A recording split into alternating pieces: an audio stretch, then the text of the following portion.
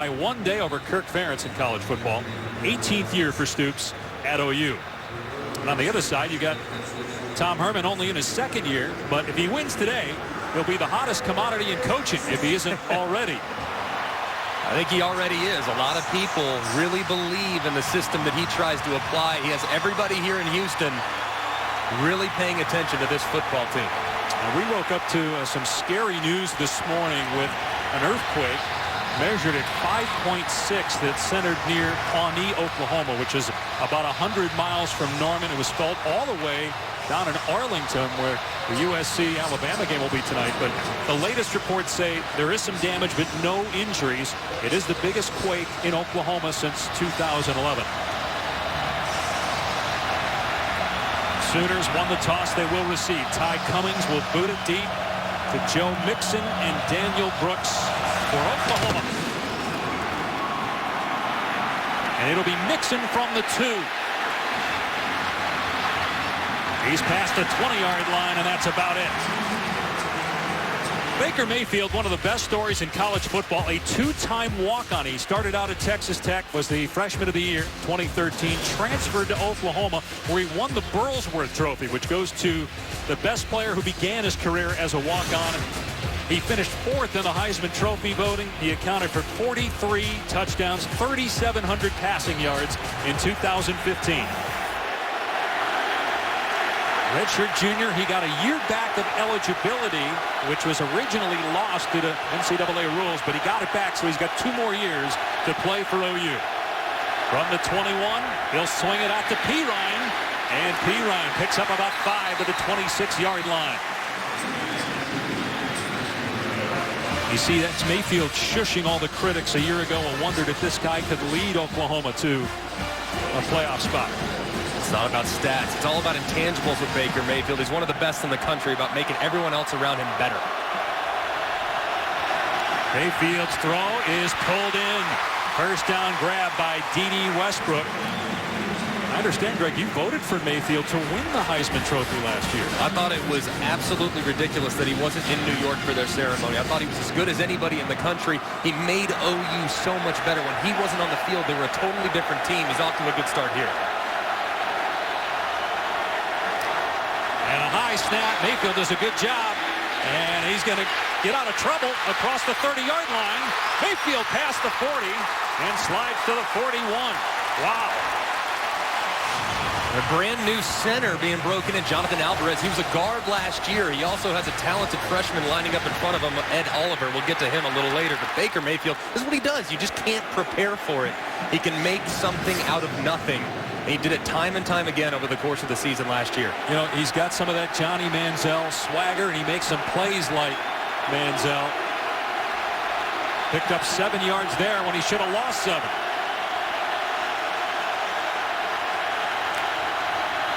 It's Perine on 2nd and short, and a huge hole off the right edge. Perine into Houston territory. Garrett Davis finally gets him down after a pickup of 15.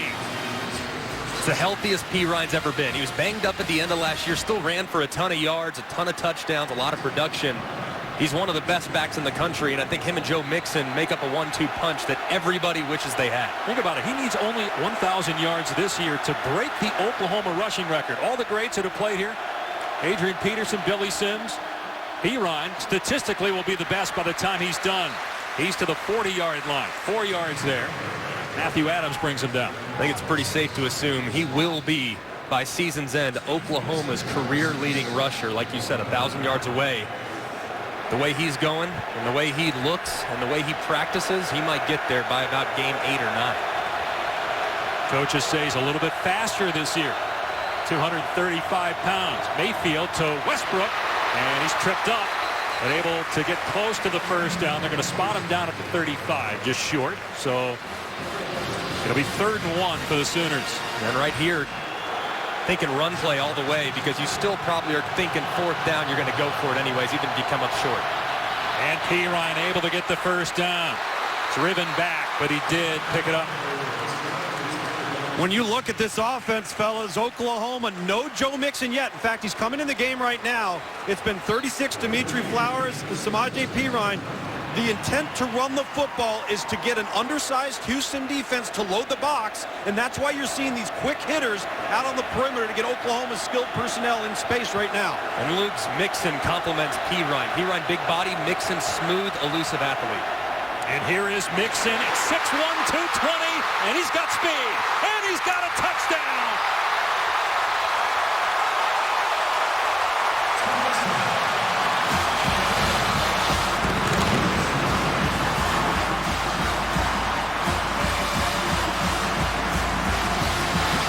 A 32-yard touchdown run by Joe Mixon. Great start for Oklahoma.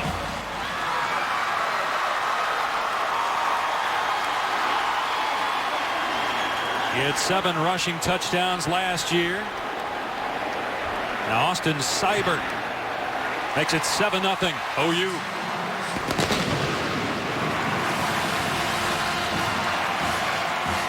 What a start for Oklahoma.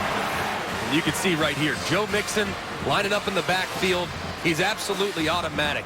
Once he hits that left foot, immediately right upfield, there's nobody home, and once he turns on the afterburners, very few people in the country can catch him. He's a decisive runner, and he complements Pirine so perfectly. Pirine's going to beat you up. He's going to earn the tough yards. And then sure enough, when your defense is a little gassed, you got to chase a guy that's probably a sub 4.5 at 210 that can flat out fly.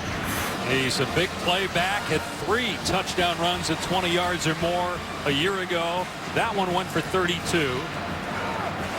Mixon and Pirine, along with Mayfield, make up the best backfield in college football, right? Those 3? I mean, show me someone that's even close. I mean, I think those 3 together, with the way they work together, too. Pirine and Mixon. Mixon will be out at wide receiver. They'll move him around. Very versatile. They'll be on the field at the same time. Mayfield, the way he extends plays, makes everyone else around him better.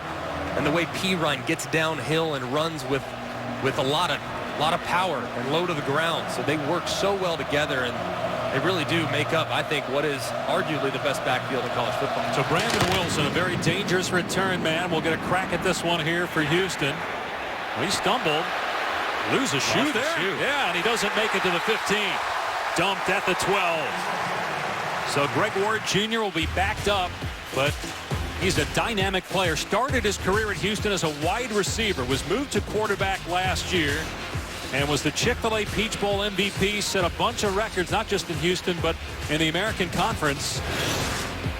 21 rushing touchdowns only. Fournette had more, plus he had 17 passing touchdowns, and he doesn't turn the ball over. Only 185 pounds, 5'11". He's actually gained 12 pounds from a year ago. Kevin Justice starting. He's going to start the first play, and then Duke Catalan will come in. Catalan being benched, a conditioning issue. Ward rolling out as pass pulled in, a broken tackle. Dunbar still going. Finally wrapped up at the 30-yard line after 19 yards.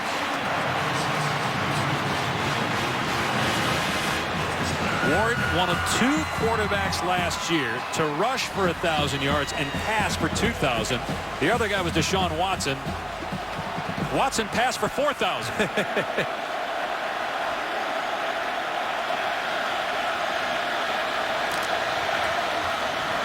Quick pass to Catalan, and Catalan stays in bounds. Finally shoved out around midfield by Ahmad Thomas.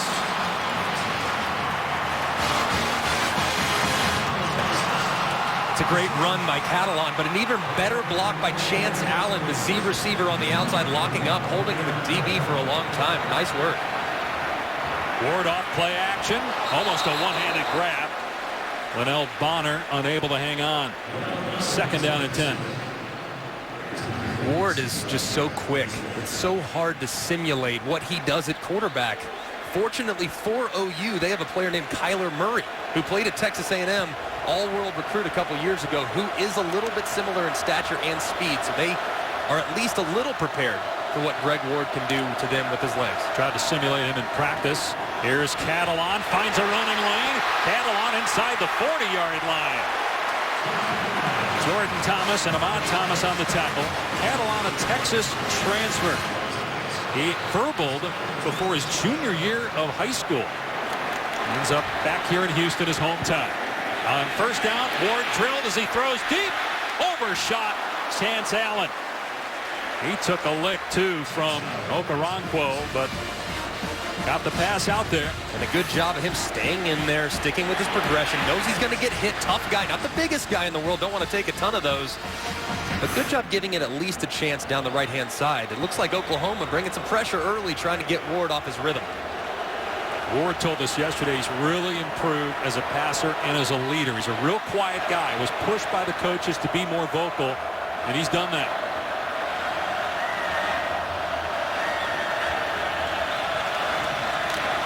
There goes Catalan in motion. They swing it to him. And Catalan is stood up and dropped by Stephen Parker. Parker lost his helmet. He's going to have to come out for a play. It'll be third down and long here for the Cougars. Right here, you're sitting at the plus 37-yard line. Might be 4-down territory, so right here, don't try to get it all. Just get it to where you can at least make a decision on the next snap, whether or not to go for it, try a field goal, or do something different. Let's see if not having Parker on the field hurts Oklahoma. He had to come out losing the helmets. And his backup is Khalil Houghton, a sophomore, has not played in a ton of games. Obvious passing situation.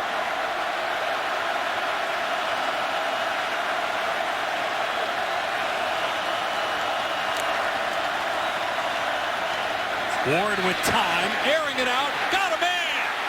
Broken up at the last second. Intended for Dunbar.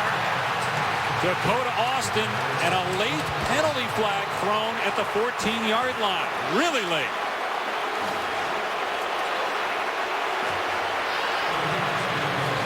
It looked like good coverage live to me. Looked like great coverage. Looked like he timed it right. Looked like a good play by Dakota Austin. I'm not sure what they saw. By the defense, number 27.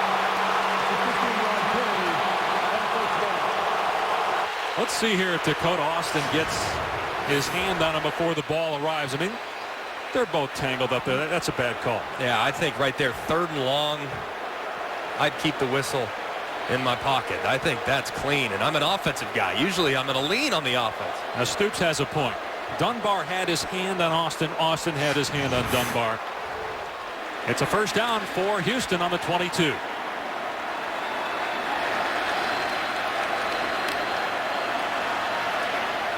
It's Catalan, and he's got no running room. Will Johnson there first. No gain. When you see that matchup down the sideline, as I was standing right next to Stephen Dunbar, aside from a call that was a poor call, Stephen Dunbar gets up and looks right at Greg Ward Jr., says, hey, that's on me. Standing behind him, Stephen Dunbar only attempted to get one hand on the football to catch the ball. Should have caught the football, and they'd be sitting there with a touchdown on the 2-yard line. I'm with you, Lugs. I mean, I think if you go up with two, high point it, he's got a better chance at it, trying to shield off that defender. Here's Catalan, little misdirection. Stacked up as another Oklahoma helmet comes off. At the 19-yard line, so that's a pickup of 3. It'll bring up third down and 7. That's Jordan Evans, captain linebacker, that will have to come out for this play.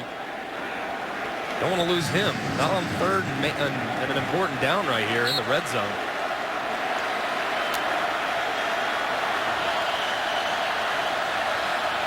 Great thing about having Ward at quarterback. He can go run or pass here because the ball in his hand, he's your best playmaker, so gives Major Applewhite, the OC, everything in his playbook, even on third and long.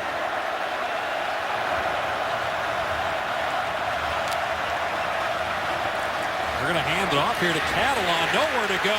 Emmanuel Beal, who came in for Jordan Evans, in on the stop with Tay Evans. Interesting call there. Don't know if that was a misread by the quarterback to hand it there. Who knows? But just a straight handoff on third down. And Houston has to kick a field goal. Major Applewhite, the offensive coordinator.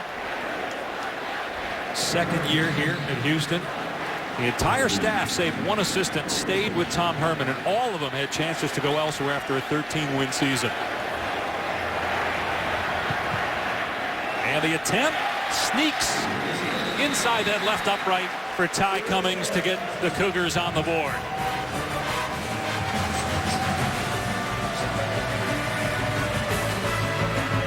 off a tough loss to this Houston team in the bowl game.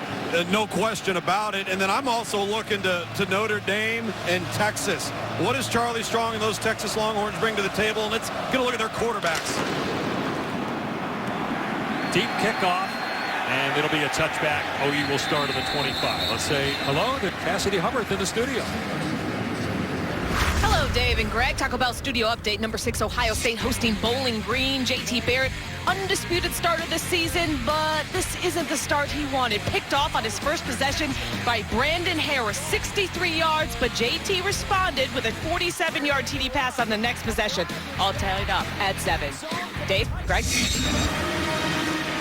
All right, Cassidy, 7-3. Oklahoma in front, and the Sooners with their second offensive series.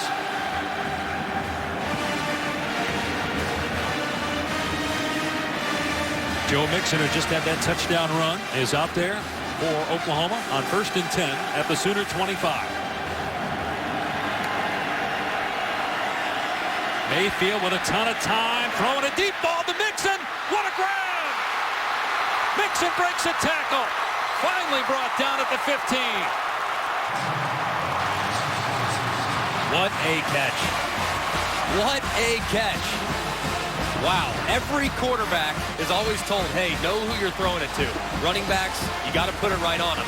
Baker Mayfield a little overthrown. Mixon makes up for it. What an incredible play. Here's by the Westbrook on the wide receiver screen.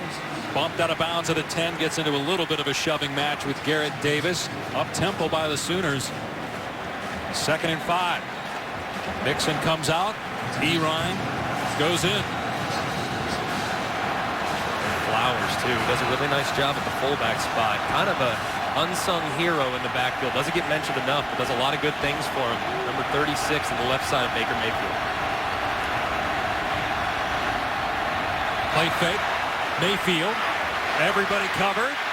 Mayfield dancing out of there. Heading for the sideline. Gets positive yardage. Picked up 1. 3rd down and 4. Good job right there by the Houston defense. Not uncovering from the wide receivers. Baker Mayfield, you see when he exits the pocket, he's still looking downfield. Right here on 3rd down, though, Todd Orlando, I bet you he's bringing some pressure. Make Baker Mayfield throw it a little quicker than he probably wants to here in the red zone.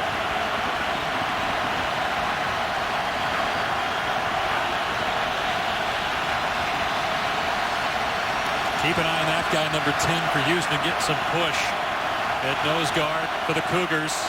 They double him. Mayfield pumps, backs up, looking, steps up, takes off, and takes a shot. Wow, Matthew Adams pummels him. A 1-yard gain, but it's 4th down. Such a good job in the secondary. Such a good job by this inexperienced secondary. And then Baker Mayfield, look, he slid when he had a run a little earlier. These are the hits he has to avoid. He got dinged up a couple times last year. He needs to be a little smarter. I know it's 3rd down trying to make a play, but he's too important, too valuable to this team to take hits like that on a regular basis. He missed games last year because of those shots. Seibert going to try a 25-yarder. And it's good. But that has to feel like a win for Houston after that big pass play to Mixon. The Cougars on defense hold, and it's 10-3 Oklahoma.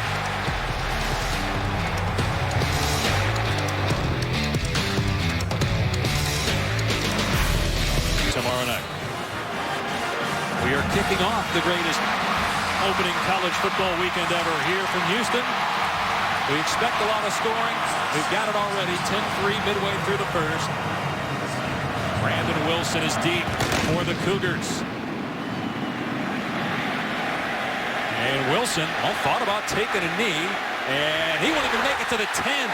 Last time, he was brought down at the 12. Taylor with the stop for OU. Let's take a look at today's Good Hands play, brought to you by Allstate. This is just an off-season of study. You can see the safeties dialed in. They're exiting and they're departing. They're getting off the hashes, which allows an awful lot of free space for Joe Mixon to squirt right up the middle. Absolutely runs right by the middle linebacker whose eyes are in the backfield because they're concerned about Baker Mayfield and his ability to run. You can't play man-to-man against Baker Mayfield. You have to play zone. Therefore, the linebackers get caught napping. There goes Joe Mixon right by him. What a catch by the running back. Got already 100 yards of total offense, Mixon. Houston backed up again, first down on the 7, and Catalan got drilled, but it was Ward keeping the ball. He got leveled as well. Tay Evans hit Ward, so Oklahoma didn't buy that fake. They hit both guys, the ball carrier and the guy that Ward faked it to. They worked that play a lot in practice. I'm not surprised that they had it dialed up. That is one that Houston has run an awful lot, and Clemson actually hit him with in the bowl game. The big 46-yard run by Deshaun Watson out the left-hand side. That was one of 2 losses last year for the Sooners. The other loss was against Texas. Second and 11. Ward from his 1 finds Catalan out in the flat, and Catalan gets rid of Will Johnson and picks up the first down. Big hit by Catalan out in space. They've run that wide route, the swing route by the running back 3 times now. Watch, I bet you Houston will do a little pump fake off of it at some point. Quarterback run, and Ward dropped at the 24-yard line. No, Greg, you made reference to Kyler Murray and his transfer to Oklahoma and what he's meant to the preparation of this Houston offense, because he's the same style of player, that same explosiveness and same speed. And so when you're practicing against that, that is how Oklahoma has prepared. And so far, they have been dialed in, have not had gaping wide holes within their front. They've really been dialed in for Mike Stoops. Stephen Parker banged up. And Greg and Tom will discuss that more when we come back. 10-3 Oklahoma.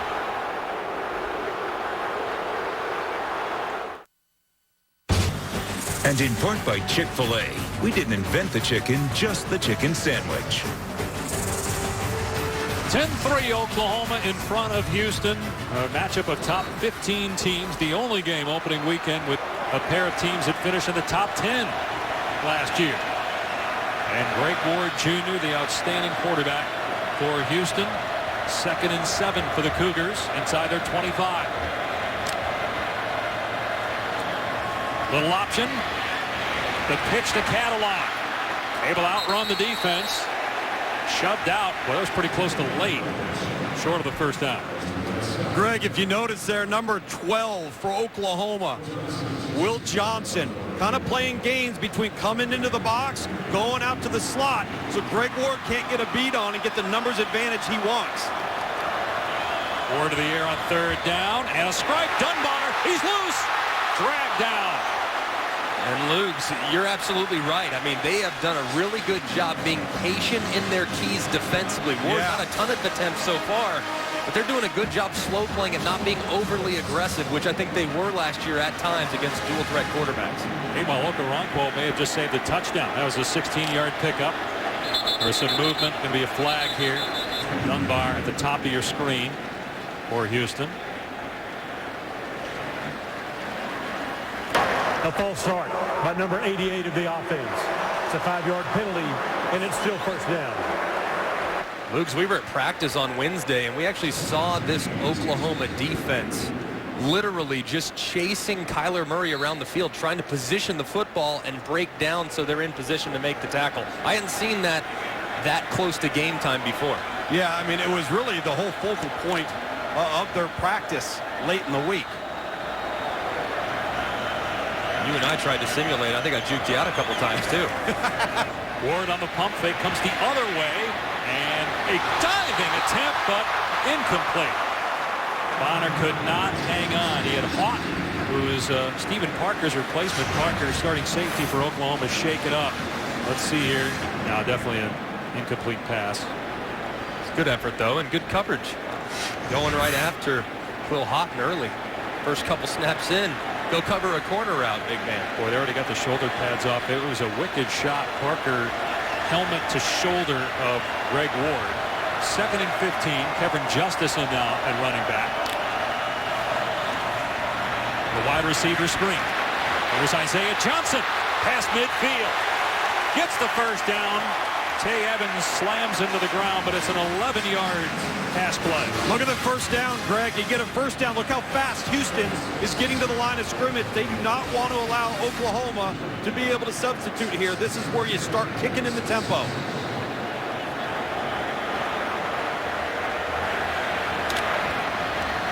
From the OU 46. Greg Ward doing a lot more of this year than we saw last year. They give him a lot more freedom. Oklahoma bringing a blitz. Ward gets back to the line of scrimmage, brought down by Jordan Evans. 3rd and long. 2nd and long, excuse me. 2nd and long. You have everything here. Lugs, I mean, we haven't seen a quarterback draw yet from Greg Ward. That's something they run all the time, a lead draw. At some point, you got to assume that's going to be dialed up by Major Applewhite, the Houston offensive coordinator. How'd you like that little formation? They shifted it. Stack. I like it. Literally about a foot from each other. That's another quarterback back there, De'Aaron King. And there's 2 quarterbacks running the option. Ward keeps it, brought down at the 41. So he gets a chunk, bring up a 3rd, 5 or 6 here. King was a quarterback, signed as a QB. He's got to play wide receiver right now because they don't have a lot of depth there. He's quick though, man. Lugs, you liked him a lot. I know when he was coming out. So explosive. The noise is kicking up down here now, guys. Big 3rd down here. Houston with a little momentum after holding the Sooners to a field goal. 2 minutes remaining here in the opening quarter.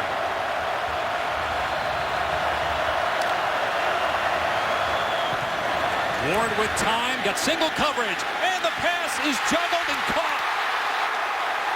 Dunbar with the grab inside the 10.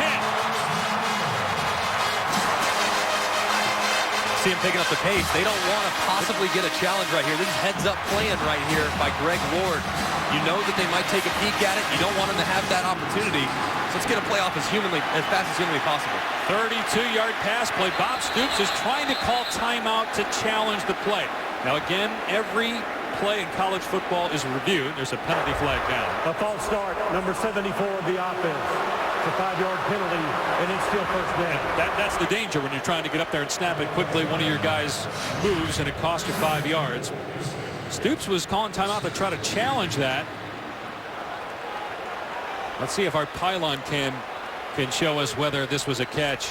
I think that's a grab. Yeah, it looks clean to me. It's just that nose of the football. Does it touch the ground as he's going to the ground? And does he just secure it? Does the ball move at all? And it can move a little bit as long as you don't lose possession. It can hit the ball. Yeah, it's clean. Here we go. Catalan. Good run by Catalan between the tackles. Gets inside the 10. This is a dimension that Houston had last year, but they're thinking that Catalan can give them an even better option at the tailback spot. 12th play of the drive. They're inside the 10-yard line.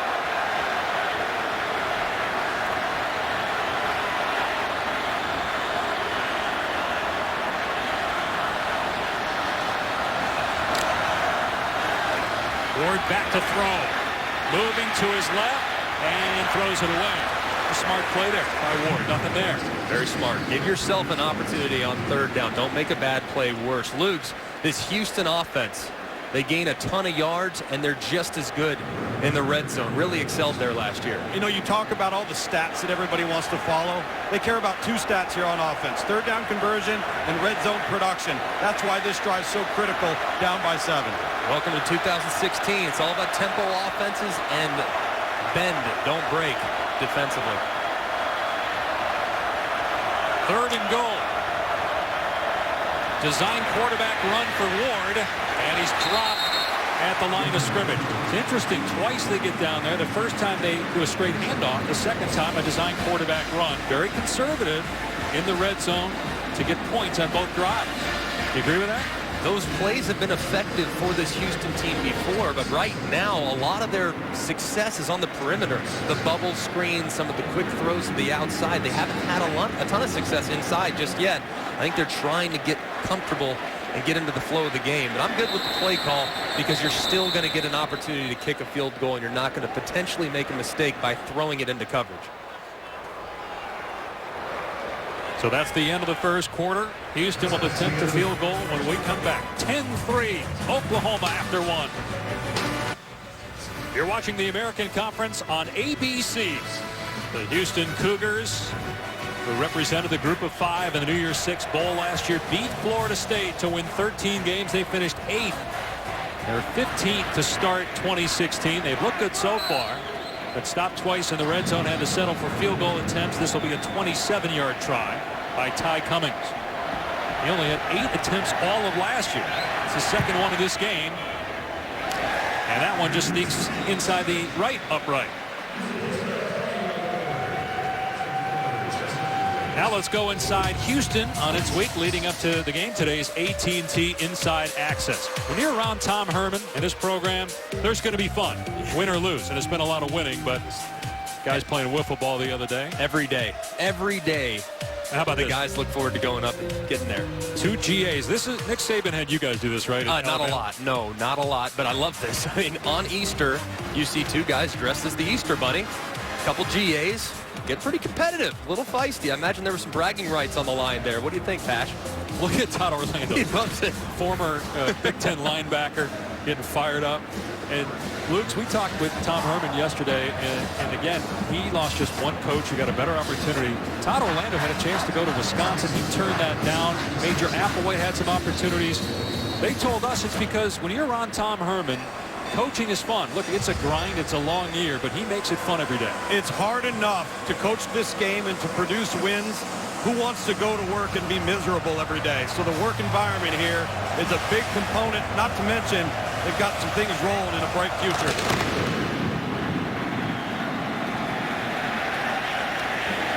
It'll be a touchback. OU starts on the 25. Here's Cassidy. Thanks, NHTSA opening weekend studio update. Number 7 Michigan hosting Hawaii over on ESPN. Jake Butt with his 17th consecutive game with a reception, and this one ends with a reach and dive for the touchdown. Now up 21-0 over on ESPN, guys. Greg, everybody's on the Michigan bandwagon, thinking they're going to win the Big Ten. Are you, or are you looking at Ohio State as the favorite going into the year? I'm leaning towards the Buckeyes. I know that game's in Columbus at the end of the year. I look at how that team finished. I know they lost so many high-quality players, but the way Urban Meyer's recruited and the culture he's built, it seems like every year they're going to be in the conversation around the college football playoff. People are talking about Mayfield, Deshaun Watson as quarterbacks that'll be in the Heisman discussion. Don't sleep on JT Barrett. A couple years ago, was the Big Ten Offensive Player of the Year until he got hurt against Michigan, and then Cardale Jones goes in and wins him a national championship. Well, and it's his show, it's his locker room, and there's no looking over the shoulder.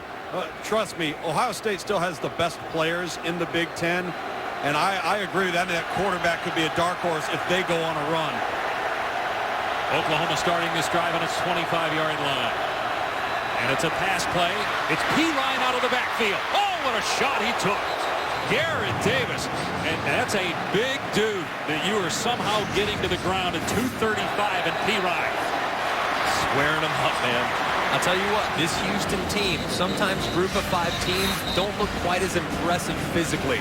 That's not the case for the Houston Cougars. When you go and watch them practice, they have guys all over the field that look like big-time program players, one of which is their nose tackle.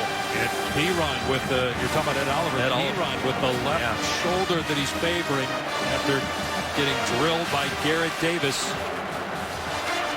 So Mixon is in the game, along with Daniel Brooks right now for Oklahoma. And here is Brooks trying to get outside. Wrapped up and dropped. Brandon Wilson in run support, along with Stephen Taylor, an excellent player, an inside linebacker for the Cougars. It's unfortunate. Oklahoma's third-string running back, Rodney Anderson, he actually is going to miss the season with a neck injury. So they turn here, obviously, to Daniel Brooks. He's one of the fastest players on the team, but certainly not as big or as powerful as what Samaje Perine has been. Mac, that's a great point on Anderson. The coaches told us they're going to miss him, even though they have Mixon and Perine. But they felt that was a big loss. Here's 3rd and 1. Mixon. No way. Brought down to the backfield by a host of Cougars. Ed Oliver leading the charge. The nose tackle you mentioned, forcing a punt. Great call by Todd Orlando, bringing pressure, making sure that they wrap up in the backfield. You had a feeling that Joe Mixon was going to come downhill on 3rd and short. Perine would usually be the guy in that situation. They had to rely on the faster, more elusive player. Unfortunately, their starting running back, Seibert XP, on the sideline nursing an injury. Here's Seibert, who handles all the kicking duties for Oklahoma. And the fair catch made by Dunbar at the 25. Greg Ward Jr. back at it. His team down 4 early second.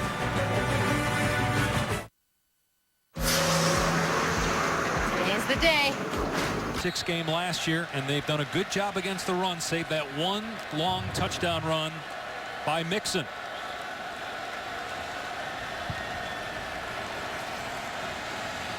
Houston starting on its 25-yard line. Ward gonna lob it for Dunbar, who beats his man but can't make the grab. Guys, over here on the Oklahoma sideline, 2 things. Number 1, Seibert XP being examined by the medical staff in his neck and left shoulder area as they continue to reach in through his shoulder pads along his back and up through his left shoulder.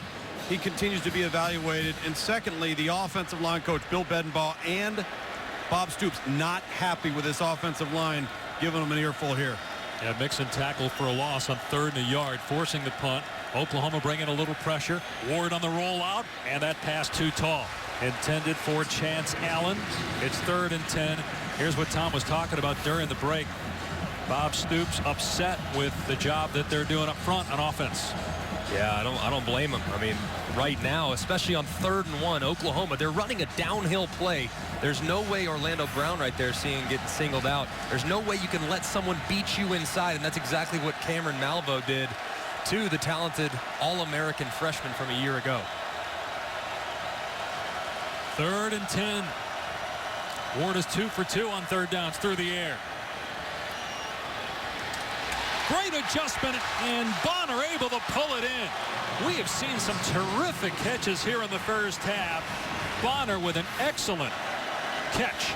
Great catch, but even better throw. Remember we warned you about the pump? There it is. Back shoulder throw. It is absolutely impossible to cover. Excellent accuracy on display outside the numbers by Greg Ward. It's an area in which he's tried to improve over the offseason. And I don't think he's even close how much better of a passer he is and what we've seen in this game as to what we saw in the Peach Bowl last year. They run Catalan here. He's hog-tied after a gain of about 3 yards. Tackle made by Austin Roberts. A couple of yards there on 1st and 10. Kind of interesting, not a ton of tempo right here. Houston, usually after a 1st down, they are a million miles an hour. Trying to get the right play called here, I think Major Rappawhite's doing. So playing a little bit slower, making sure they have the correct play ready to roll. Here's Ward on 2nd and 8, rolling out. Both levels covered, and Ward, as a flag flies, still completes the pass as Bonner was in bounds when he caught it. Flag was thrown in the secondary. Looked like we might actually have something at the line of scrimmage. I saw one of the offensive linemen dive towards a defensive lineman's leg when he was engaged. We'll see if that was the call. You check that. That was a towel that was thrown in the secondary. The flag is thrown at the line of scrimmage. A block below the waist by number 69 of the offense. It's a 15-yard penalty, and it's still 2nd down. And they've had some costly penalties. That one, they had the false start on 1st and goal inside the Oklahoma 10 earlier. Yeah, and you can see right here, 69, the center, Will Noble. He's an experienced player. You can't make this mistake. He's running, he's running, he's running. He doesn't see anybody. Hey, let's take a chance at somebody down below. Make sure we give our quarterback a little extra time. I understand the intent was trying to keep your quarterback upright, but when that player's engaged, you can't go below the waist. Good job by the officials calling it and penalizing the Cougars. So that makes it 2nd and 23 at the Houston 31-yard line.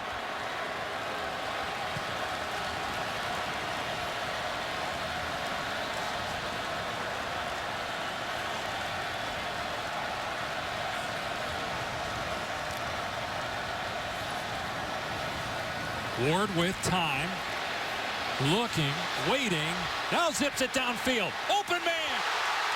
It's caught inside the 30 by Johnson. Ward with a strike, and Johnson kept moving, finally shook the defender. And it's a gain of 45 yards. Tempo, tempo, tempo. They don't want to let Oklahoma substitute. Here they come in the red zone.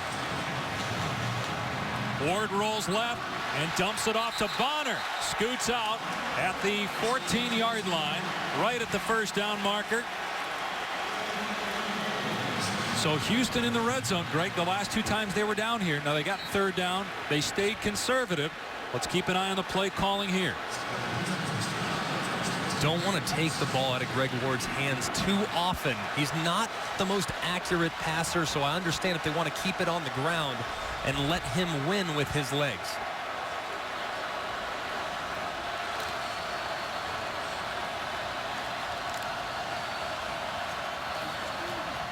Ward. Oh, Catalan wide open. An easy touchdown. Houston leads.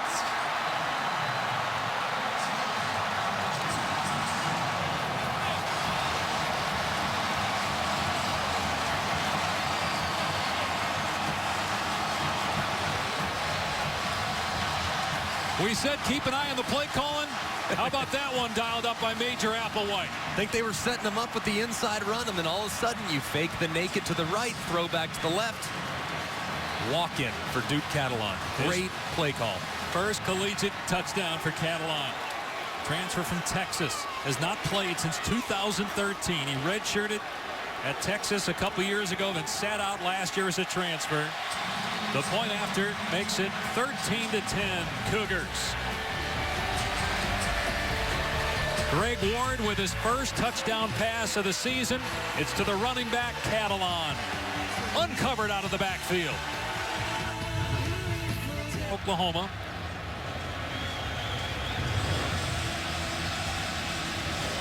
Greg Ward Jr., 4 of 6 passing, 73 yards on that drive.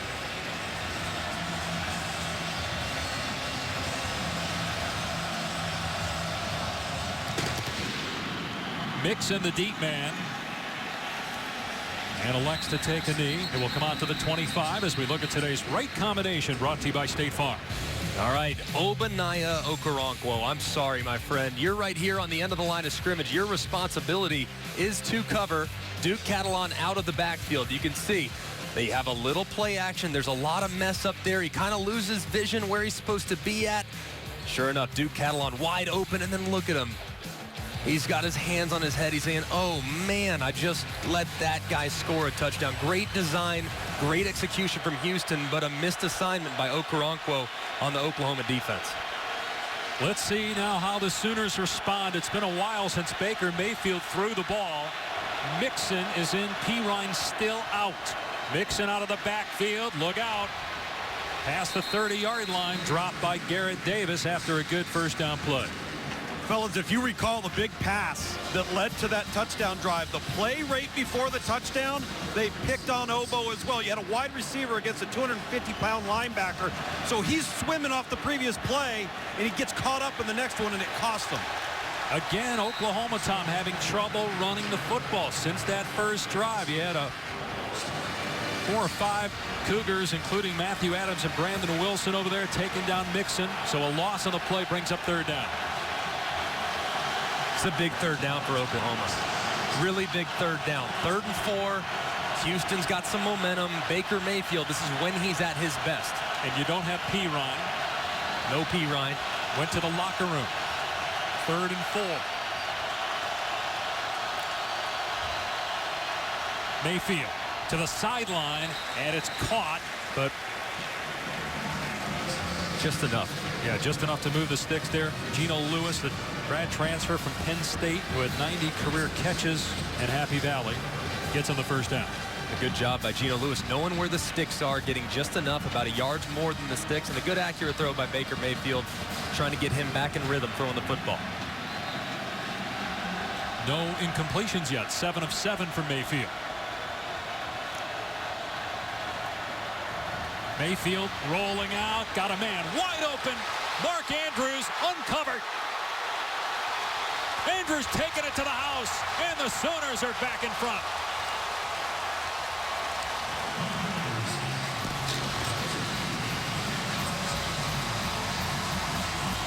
Talk about great play calls. I'll say. Lincoln Riley comes back with that, a 64-yard touchdown. He said, Major Applewhite, you're a great offensive coordinator, but I am the reigning Broyles Award winner. The assistant coach of the year in college football, Lincoln Riley, is the offensive coordinator for Oklahoma. Great execution, too, and a little bit of a bust in the secondary by this Houston defense. 49th career touchdown pass by Baker Mayfield. 17-13 Oklahoma. Mark Andrews had 7 touchdown catches last year. Caught only 19 balls, but they are all big plays like this one. Yeah, good throw by Baker Mayfield. Big boy running downfield. Get the knees up. Touchdown, Sooners.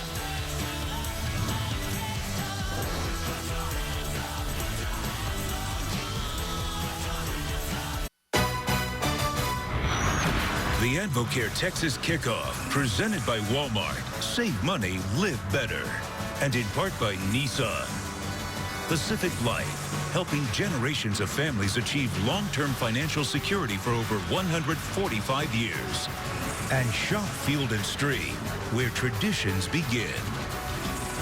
This game so highly anticipated since Oklahoma went to the playoff and Houston made it to a New Year's Six game, and it has not disappointed. Oklahoma signed on to play Houston a couple of years ago. The Cougars weren't very good at that time. So you look at Oklahoma's schedule. You get this in 2 weeks. They got Ohio State, then at TCU.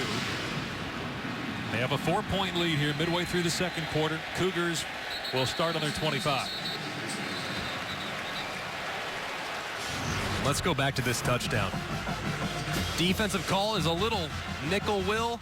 Mike blitz. It's a great job by Flowers getting after it. And then you see Andrews just sneaking right over the top. And there's nobody there. That's a vacated zone on the left-hand side. Like you see, 36, great job sealing the edge. Baker expanding, playing with speed, and there's nobody home. It's just a great execution by the Oklahoma offense, and just an unfortunate call for the Houston defense. Would have liked to have the free safety a little over the top, but he's responsible far side. That's a really difficult thing, and a great job by Mayfield capitalizing and regaining some of that momentum. Did you see Mayfield sprinting downfield?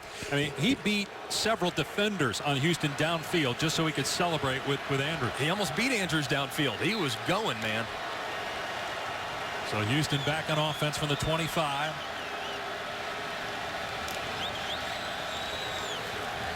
Quarterback run. Here's Ward. Oh, tattooed at the 27-yard line by Okoronkwo. You know, you mentioned Lincoln Riley, who last year won the Broyles Award as the top assistant coach in college football. Tom Herman, now the head man at Houston, he won that at Ohio State when they won the national title a couple years ago.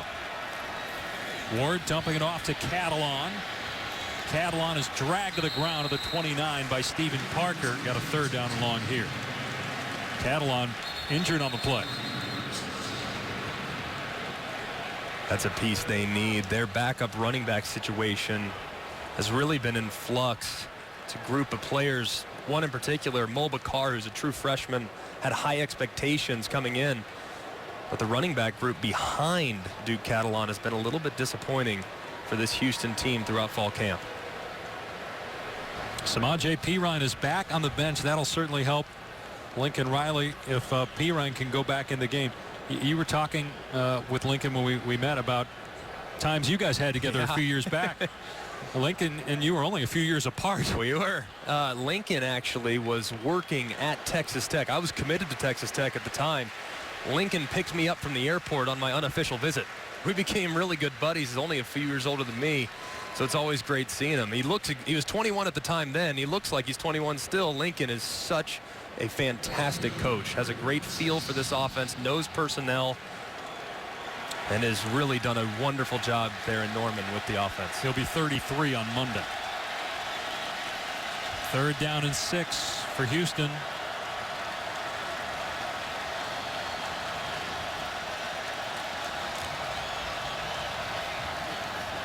Time to throw for Ward. Time to run for Ward. Picks up the first down to the 40-yard line. Catalan still on the Houston bench. Ward rushed for over 1,000 yards last year. He's going to throw it here to Dunbar. He's got some blockers. Dunbar thrown out of bounds by Cobb. There's a flag, and there should be a flag. He was clearly out of bounds. True freshman Parrish Cobb, instead of letting him go, threw him. And that's going to be 15 yards. Can't have that mistake right there. Parrish Cobb's about to get an earful. And Bob Stoops A personal foul by number 4 of the defense. The penalty is 15 yards, and it's an automatic first down. Bob Stoops was all over Parrish Cobb. Remember, Zach Sanchez, now in the NFL, we think, although he got released according to reports today after being drafted. But, you know, Sanchez was their guy last year. He's gone. They got a lot of young players in the secondary, including Cobb. Big mistake. Ball on the 37.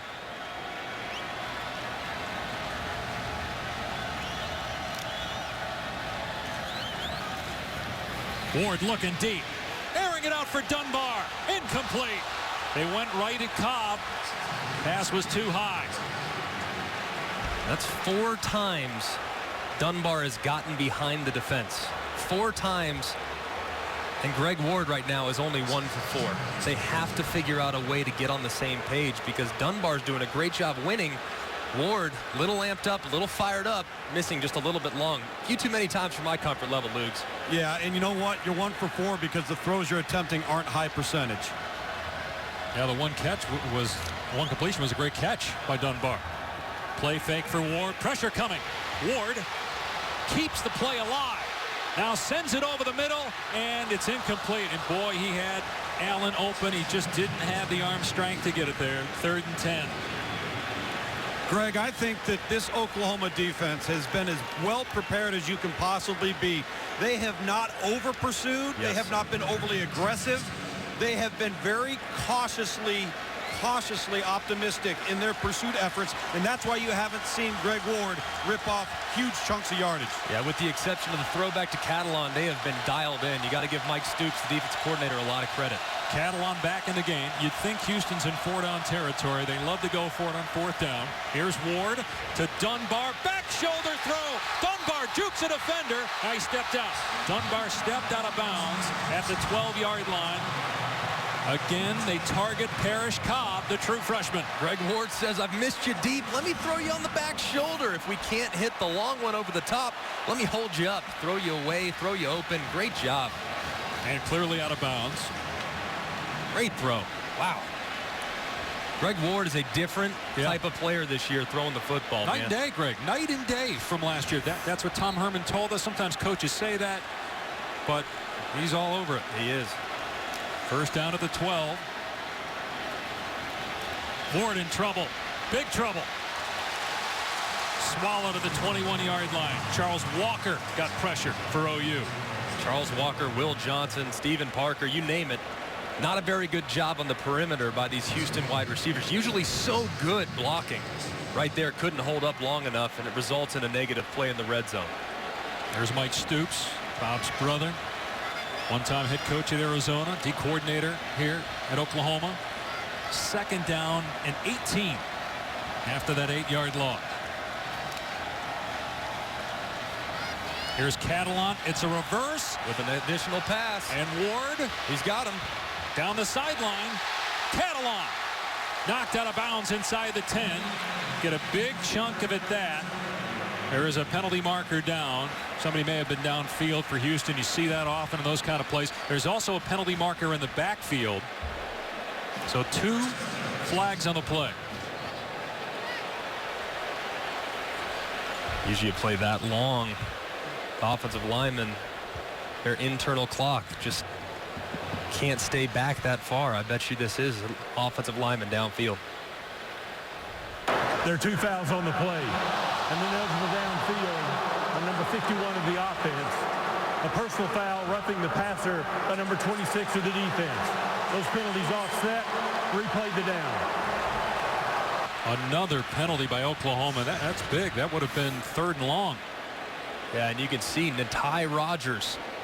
He's way downfield, about 6 yards, trying to get back. If you want to take a peek at him right there, he is well beyond the 3-yard window. Trying to get back, running back, just not able to get back fast enough before the ball's left go. He's his first start, JUCO player, trying to figure it out. And then Jordan Evans, what are you doing? If you're him, why are you pushing the quarterback in the back? It's 3rd and 30 if you don't do that. Unnecessary. Instead, the penalty's offset. Quarterback run. Ward making defenders miss in the hole. Gets to the 15-yard line. So we got 5 yards back. Evans on the stop. 3rd down and about 13 coming up. They've been conservative in the 3rd down red zone area. We've seen a couple of runs. We saw Greg Ward on an internal run, a sweep. I would assume right here they'll probably try to play it a little conservative as well. That's been the way they've done things so far up to this point. Maybe they break the mold here. But I would assume quarterback draw on 3rd and long. Hopefully Greg Ward can make a guy miss or two. They go 5 wide. That spreads out the Oklahoma defense. You see it there. Only 5 guys in the box. Ward's going to throw. Airing it out. End zone. Overshot. Chance Allen. Going against Jordan Thomas. Outstanding corner for Oklahoma. But they took the shot there. Here comes the field goal team. Yeah, and there's nothing wrong with that. You got one-on-one coverage on the outside. Your best receiver, Chance Allen, against their best corner, Jordan Thomas. Got to take your chances and give him one. If you're Greg Ward, just a little high and outside, you'd like to have that one back. So here's a guy that kicked all of 8 times last year, and this is his 3rd field goal try of the first half. 34 yards. And he's 3 for 3. 1-point game, 4.5 remaining. If you remember the discussion, interesting. I thought it was Bob Stoops. That is incorrect. Huh. Stoops was an assistant in Florida, didn't win the Broyles Award. Won his national championship at Oklahoma in 2000. I think I have an idea, but I'm certainly not guaranteeing that it's correct. Cummings angling that kickoff, forcing a touchback. Oklahoma will start on the 25. Well, last year, Houston coach Tom Herman told his team that if they won the conference, he would get a grill. There is Houston rapper Paul Wall and grill aficionado Johnny Dang. And he did it. There it is. Yeah. He got fitted for it. David Pollock said no way Houston would beat Florida State last year. He was wrong. Is that a grill or are those? Looks like Edgerrin James' teeth that Pollock. He's got to eat some crow while he's got that grill in. I actually, as a token of good faith, working with you now this year, I wanted to give you a grill for yourself. I appreciate it. You can use that whenever it is that you deem fit. I think that's very nice. Probably do it when I'm home alone. Fair enough. Rather than on camera. Samaje Perine is back in the game.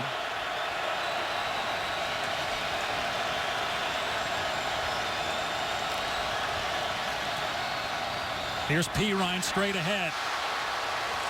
And close to the first down. Brought down by Khalil Williams. 11-yard gain. What do you got, Luke? Guys, sometimes you just got to say no. You just have to. I didn't even bring my grill today. You didn't bring the grill? No. Grill's at the hotel, boys. Luke's, come on. Here's D.D. Westbrook. And can't get away from Brandon Wilson. The help comes, and it's a gain of 2 on the play. Well, 2nd down and 8. Like, it just goes back to the personality of Tom Herman. And Houston is trying to get in the Big 12. Yeah. And if they do, you would think there's a really good chance Herman stays. But if they don't get into the Big 12, if Houston keeps winning, this program continues to ascend, he might be able to pick his job. He could have had the South Carolina job last year, elected to stay at Houston. Mayfield off play action. He's going to run. Heads for the sideline. Out at the 42-yard line. We'll have a 3rd down and about 4 here. Tom Herman just relates so well to the players, too. He's a young coach. He's high energy. He makes it fun for the guys. I'll tell you what, if I'm a kid and I'm thinking about coming to play college football, Tom Herman would be a guy I would love to be recruited by. I think he does an incredible job. And his defense is going to have to be up to the task here on 3rd and 4, trying to get the ball back here and get the ball back in the hands of Greg Ward. Mayfield is 9 for 9 passing, 162 yards and a touchdown. Will he throw it here? It's an option. Mayfield keeps, and he's well short of the first down. It's Ed Oliver who is all over it. One of the biggest recruits in the history of Group 5 conferences, a 5-star guy from here in Houston. Yeah, look at that Oliver. I mean, he is absolutely unblockable at times, how good he is. I mean, he is as athletic as a linebacker, as big as a defensive end, and as powerful as a defensive tackle. Lugs, I know you had him rated very high coming out of high school. First 5-star ever to join a group of 5 programs. We see the punt come on here.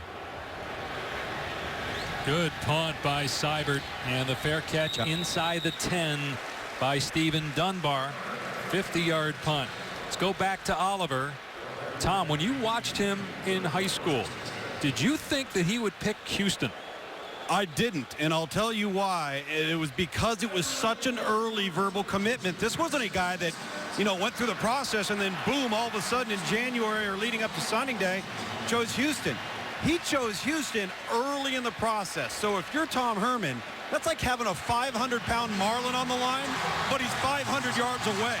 And for them to be able to pull that off, and the signal it sent and the ripple effect it had for Houston, this program, the enhanced perception, I think it's invaluable. This is one of the most dominant defensive players in all the country a year ago. And I'll tell you, what we just saw right there wasn't just great skill, it was a great motor.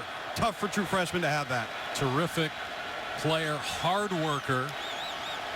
But Houston inside the 10 here, nearing 2 minutes to go. And Duke Catalan goes nowhere. Let's see if Bob Stoops calls a timeout. Little extracurricular activity. He's going to let the clock run here. Both teams have 3 timeouts.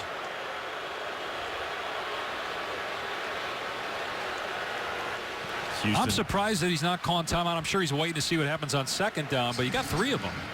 Yeah, but I think also with the way this Oklahoma offense operates, you don't need a ton of time. You'd rather have your offense on the field with timeouts in tow. Ward pitches it at the last second to Catalan, and Catalan has a first down and more. That's why Stoops didn't call timeout. Because at least you took 30 seconds off the clock, and now Houston is in a manageable situation out near its 27-yard line after a 19-yard run. And you would expect Houston to still be a little conservative offensively. You don't want to throw it 3 times and give the ball back with a lot of time to the Oklahoma Sooners. And as you said earlier, you don't have to throw it to get big plays because you get this guy. Not at all. I mean, this guy, you send everybody deep, give him room, he'll make a big play with his legs, even if it's not drawn up that way.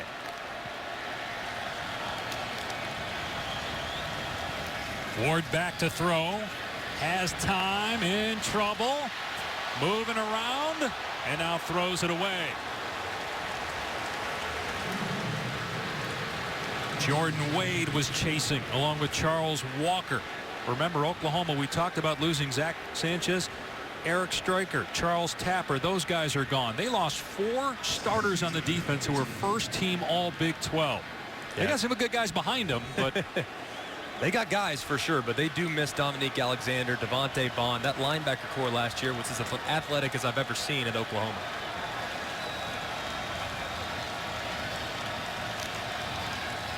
Oklahoma crowd on the box here. Second down and 10. It's a run play. Ward, and they just don't have the numbers there.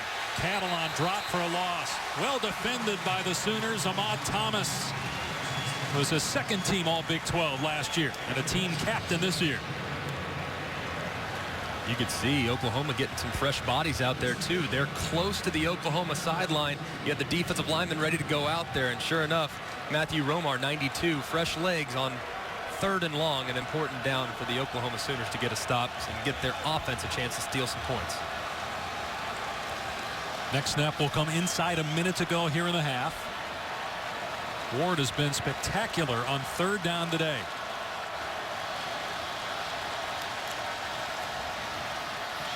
Wide receiver screen to Dunbar. Flag down, and so is Dunbar. Nice tackle by Tay Evans. Ward got hit late, though, by Okoronkwo again. Really some dumb penalties by Oklahoma in this first half.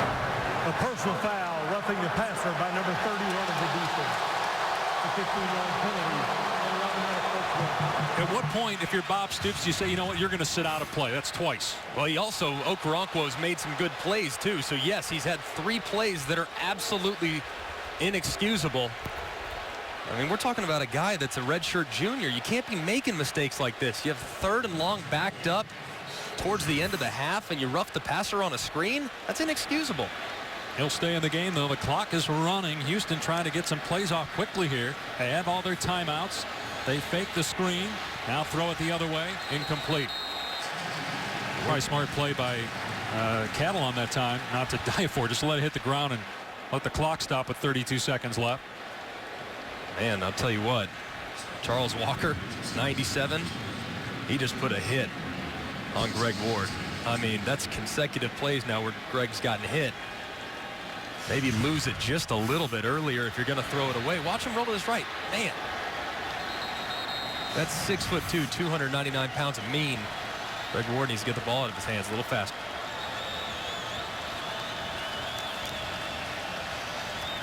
Ward on 2nd down and 10. Slides up. Pass over the middle is caught.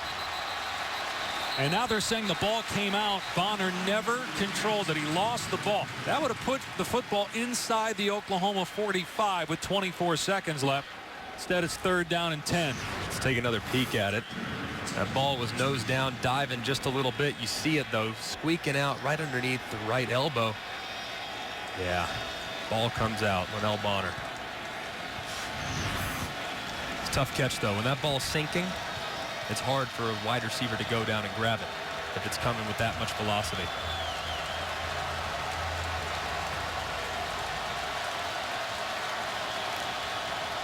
Third and 10. Ward running around, being chased by everybody on the Sooners defense. Ward gets out of there, throws it downfield. It's caught as he inbounds. Yes! Wow.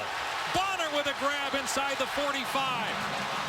The clock is running. The clock should have stopped. It's a 1st down. Nobody's caught the fact that the clock is running. Wow, what a catch. Wow. A timeout is called. There was 6 seconds that came off the clock that should not have, though. Clock stops on a 1st down, and Tom Herman is pointing, saying, you guys missed that. They'll correct it here. Go to the monitor. Houston calls their first timeout of the half. It's a 30-second timeout. That's the catch of the weekend, and we still got 25 games to go. I don't know that anybody's going to have a better catch than that. I'm telling you, I wouldn't be shocked if Greg Ward was throwing that ball away. I mean, that is unbelievable, the extension. Wow. Look at that. Great awareness. Look at his left foot. I mean, he's got 3 good inches inside the white stripe. Incredible effort. He was parallel to the ground with his foot on the ground when he caught the ball, Tom.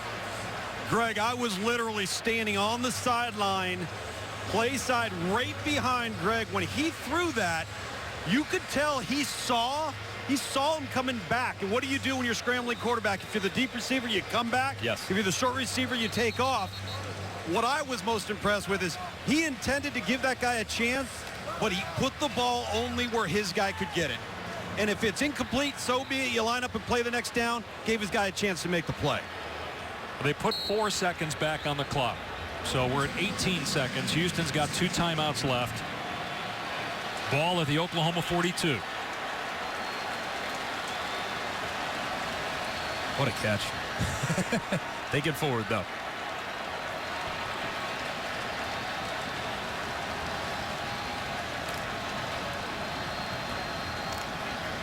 There was some movement.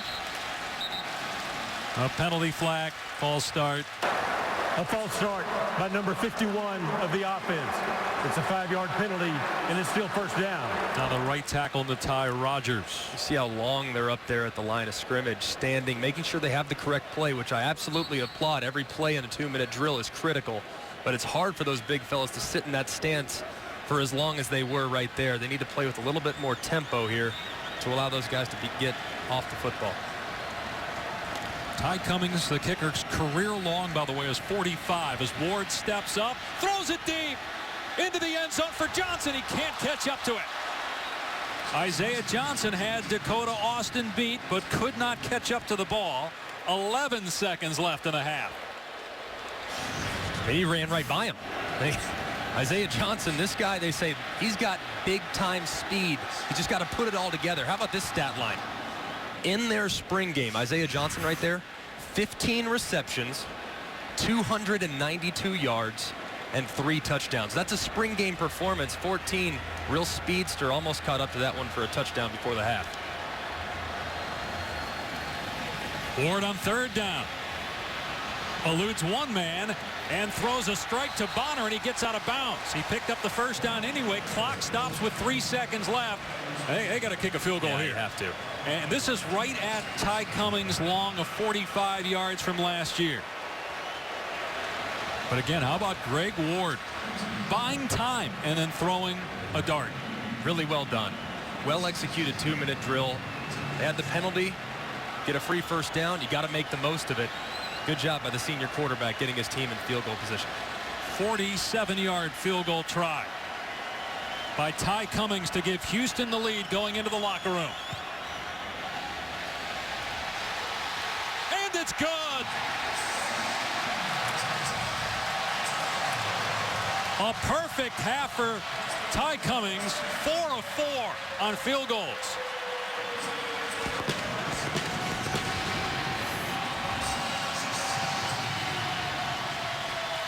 And Houston will get the ball to start the 3rd quarter, and they'll have a lead. Well done. That would have been good from a lot further than 47. Had some adrenaline going right there by Cummings. Coming up, it's the college football halftime report. Can't think of a better man to fill in for the late John Saunders, a true pro, than a pro himself and Stan Verrett. Stan, Mark May, and Mac Brown coming up. College football halftime report after these messages. Dramatically hurt, and that's where Houston's big plays have come on offense. Yeah, Loogie, Houston 6 of 9 on 3rd down. They ran twice as many plays as Oklahoma. Baker Mayfield didn't have an incompletion, but he only threw 9 balls. 9 for 9, 162 yards and a touchdown. Houston will start the 2nd half with the football. Brandon Wilson finds a running lane. Wilson all the way to the 37-yard line. Time now for our Pacific Life game summary. Some 1st half highlights from the quarterbacks. Both guys have been outstanding. You see Baker Mayfield right now getting outside, throwing it down the field. A little bit of a bust in coverage. Mark Andrews, the big tight end, rumbling, stumbling for the touchdown. And then Greg Ward keeping plays alive, being accurate with the football, and being decisive in the run game. You'd like to see his run numbers go up in the 2nd half, but both guys have been off the charts to start the season. 9 carries for Ward, 16 yards. Catalan had 64 rushing yards and had a receiving touchdown. And here is Catalan on 1st down. And he is wrestled by Matt Diamond to the ground. A loss of 1 on the play. Good job up front by the senior from nearby Katy, Texas. I always think the first drive of the 3rd quarter is one of the most important of the entire game. It shows you the adjustments you made at halftime. Catalan again into a wall of Sooners at the point of attack. 3rd and long coming up here for Houston. Big 3rd down right here early on. Greg Ward, they've never been afraid to call a run play, even on 3rd and long right here. But today the choice has been to throw the ball down the field. Let's see if they find number 88 down here at the bottom of the screen, one-on-one against number 7. He's liked that matchup so far today. Yeah, Dunbar, 6 catches already, 103 yards. They had a true freshman on him earlier, but as you said, it's Jordan Thomas. All Big 12 corner on Dunbar here at the bottom of the screen. Play clock down to 4. They go empty. Ward in trouble in the pocket, and this time they got him. It's Jordan Wade. That is no easy task to get Greg Ward to the ground, despite the fact he's a $185. Yeah, you see Greg Ward eyes immediately down here to his left. He was looking for Dunbar on the go route. Good job by Jordan Wade, 6'3", 310, wrapping up the very difficult to defend quarterback for Houston. So Dane Roy, a 27-year-old punter, when he was coming over after he agreed to play at Houston, he was FaceTiming his special teams coach with a cocktail in his hand. You do that when you're 27. At 27. He's a very interesting story. And the fair catch made at the 27-yard line. You saw the graphic, former ice cream salesman. Yeah. He won the punt passing kick, essentially, for the entire country of Australia. It's our continent of Australia. I mean, former ice cream salesman. It's classic, though. He was working on some onside kick and obviously a deep Australian accent when he was readying the kickoff team. Okay, mate, go. It was classic.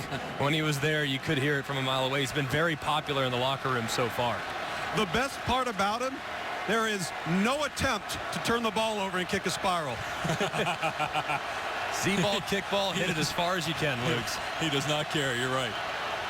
Oklahoma with decent starting field position, first down to the 28-yard line. Mayfield moves around in the pocket, going deep. Westbrook broken up, but a flag. Jeremy Winchester, who's Houston's best corner, according to the coaches. Hard to tell if he didn't get his head around or what, but he made contact before the ball arrived with D.D. Westbrook. Pass interference by number 24 of the defense. It's a 15-yard penalty and an automatic first down.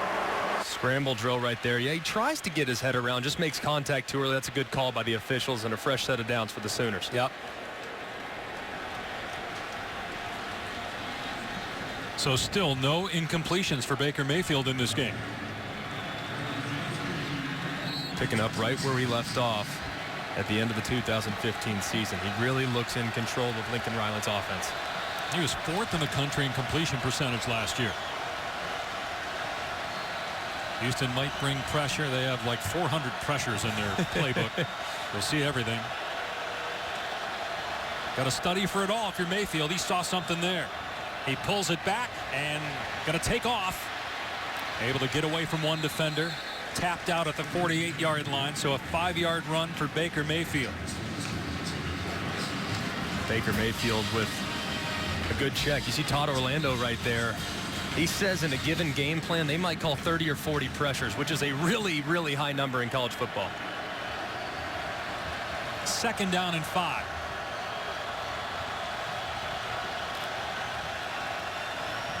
Mayfield in trouble. Down he goes. A sack at the 46-yard line. Ed Oliver was there along with Gerard Carter. Yeah, you watch it right here. This is just a bust in protection. You have Joe Mixon against Gerard Carter. That's a defensive end against a running back. That's a mismatch when it comes to rushing the passer. Good design, but a bust up front by the Sooners offensive line. And you made the point earlier, Houston physically doesn't look like a group of 5 team. And up front at the line of scrimmage, they don't play like it. We saw it against Florida State when they shut down Dalvin Cook last year in the Chick-fil-A Peach Bowl. They've done a good job against this potent Oklahoma offense so far today.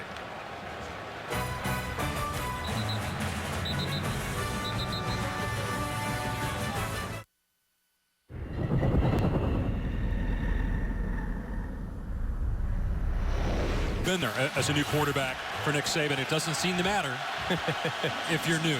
It's hard, man. It's hard going against a good defense like USC, but tell you what, whoever's going to get that job, they better be ready to handle the pressure. And you did. Won a national title your junior season as Mayfield throws here on 3rd and 7. It's caught. Westbrook waiting, gets the first down. All the way to the 37-yard line. D.D. Westbrook, the newcomer of the year in the Big 12, as a former junior college All-American. Watch the receivers on the outside. Look how long they engage these blocks. Jeff Made, 15, pushing the outside. D.G. Westbrook setting it up. Well done on the outside. Westbrook will get the yards.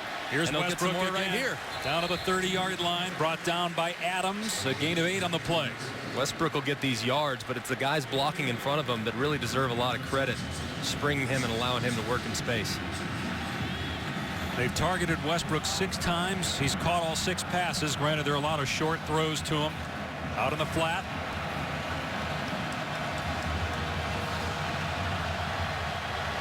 Ball on the 30-yard line. 2nd and 2. Mayfield pulls it back. Gonna go for it all. Overthrew Westbrook with Winchester in coverage. 3rd and 2. I want to point out a guy right here, number 41 for Houston, Stephen Taylor, doesn't get enough credit. He sheds the block of Mixon, doesn't allow Baker Mayfield to get through the throw. As a result, the ball finishes wide and outside. That's a great job by the leading returning tackler for this Houston defense, setting up a 3rd and short. And Mayfield, they're holding that right forearm after the shot by Taylor. That's his first incompletion. 3rd and 2.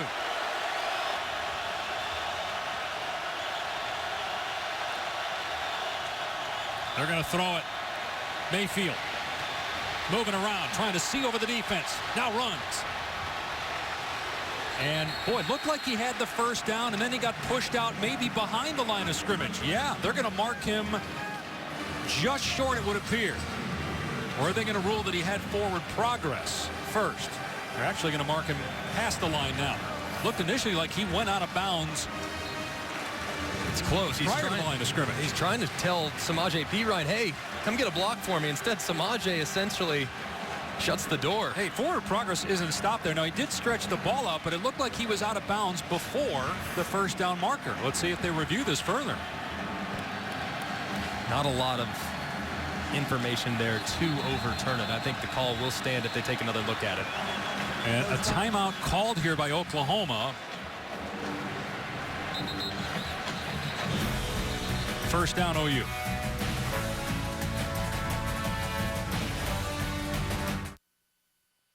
At the Lincoln Summer Invitation Sales Event, it's time to relax. Nothing like a game with playoff implications on September 3rd, but that's what we have with Oklahoma there last year, ranked 3rd to start the season. Houston, if it were to win this game, they'll be the talk of college football just about every week with their schedule. First down for Oklahoma inside the 30-yard line.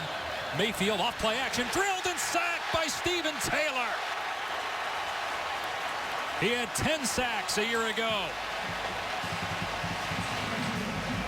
What a great job by Stephen Taylor right here. Look at him time up the blitz. He sees the head nod. See the pulling guard right there. Cody Ford can't get out quick enough to take a piece off of him. He picks up his first sack of the 2016 season. I would assume there'll be many more where that came from. He's a terrific player, a senior from Cedar Hill, Texas. 6-yard loss for Oklahoma. They spread it out here 5 wide. Mayfield with a quick toss to Mixon. Houston all over it. Mixon loses a couple. Gerard Carter there first along with Matthew Adams. If you've noticed, guys, Oklahoma has completely abandoned any attempt to run the football. I don't know if it's a lack of confidence in their offensive line. Perine, this entire drive, aside from the attempt where Baker Mayfield got hit throwing the post, has been a bubble screen, a flare route, or a wide receiver quick screen. I think they're trying to get Houston tired on defense, but right now, Houston's got all the momentum. It's not working. Perine has been in and out of the lineup due to injury in this game. 3rd and 18. Mayfield being chased by Taylor. Spins around. Mayfield throws it away. Incomplete. He was outside the pocket, came back in, so that's a legal throw. No grounding. It is 4th down.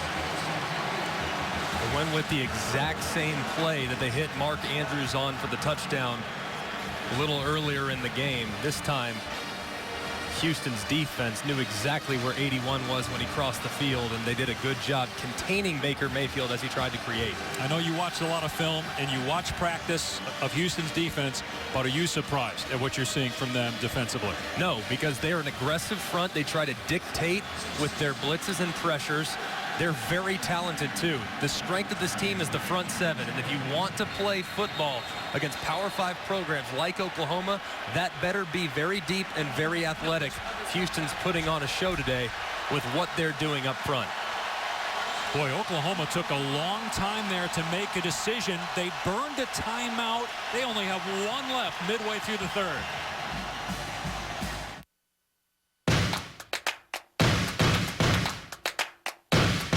This is a call. You can also see it streaming live on the ESPN app and watch ESPN. 53-yard field goal attempt, which would be a career long for Austin Seibert. It's short, and here's Brandon Wilson returning it. Wilson past the 30, past the 40. Wilson might take it all the way. He hurdles his own man and takes it home.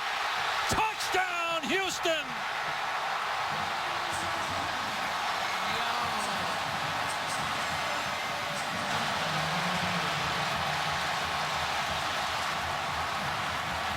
He was the only player with multiple touchdowns on offense, defense, and special teams a year ago. He took that thing from one end of the field to the other. And I don't know if Oklahoma ever saw him. There's a flag down, likely for celebration in the end zone after the score. Unsportsmanlike conduct by number 1 of the return team. The penalty will be enforced on the kickoff. It's his first of the game. You wonder if Oklahoma ever saw that Brandon Wilson was under the goalpost. They were down covering. They clearly noticed that a guy was down there. You saw him spread, but you see this all the time. I mean, dating back to 2013 with Auburn. Against Alabama, when you have big bodies on the field, it's very difficult to cover a speedy cornerback like Brandon Wilson. Now they're reviewing this. Did he step out of bounds on the back end line when he touched the football? Well, the official was right there. He was right on it. Looking at the foot. He was right on it. Let's see. He's in. He is clean. He's got at least a couple inches right there. And a pretty good catch by him, too. Very clear that this play will stand. Heads up by Tom Herman. An outstanding job by Wilson on the return. Officially a 100-yard kickoff return, or excuse me, missed field goal return for a touchdown, but that's basically 109 7/8. Man, he was on the tip of the back line. It's the first game of the year, and look what all we've seen. I mean, we've seen throwback passes. We've seen uncovered guys down the field. We've seen a field goal return to the house. We've seen a guy diving out of bounds to catch a football. What a game so far here in Houston. Almost got tackled by his own guy. Had to hurdle him. And let's see if he stays in. After further review, he's in. The ruling on the field is confirmed. Touchdown. He had 2 kickoff returns, 2 rushing touchdowns, an interception for a score, and a fumble recovery for a score last year. And now he's got a missed field goal. Return for a touchdown. He can do it all, man. Play a little running back, play a little corner, return man. Wilson's fun to watch. It's 26-17. Houston leads midway through the third.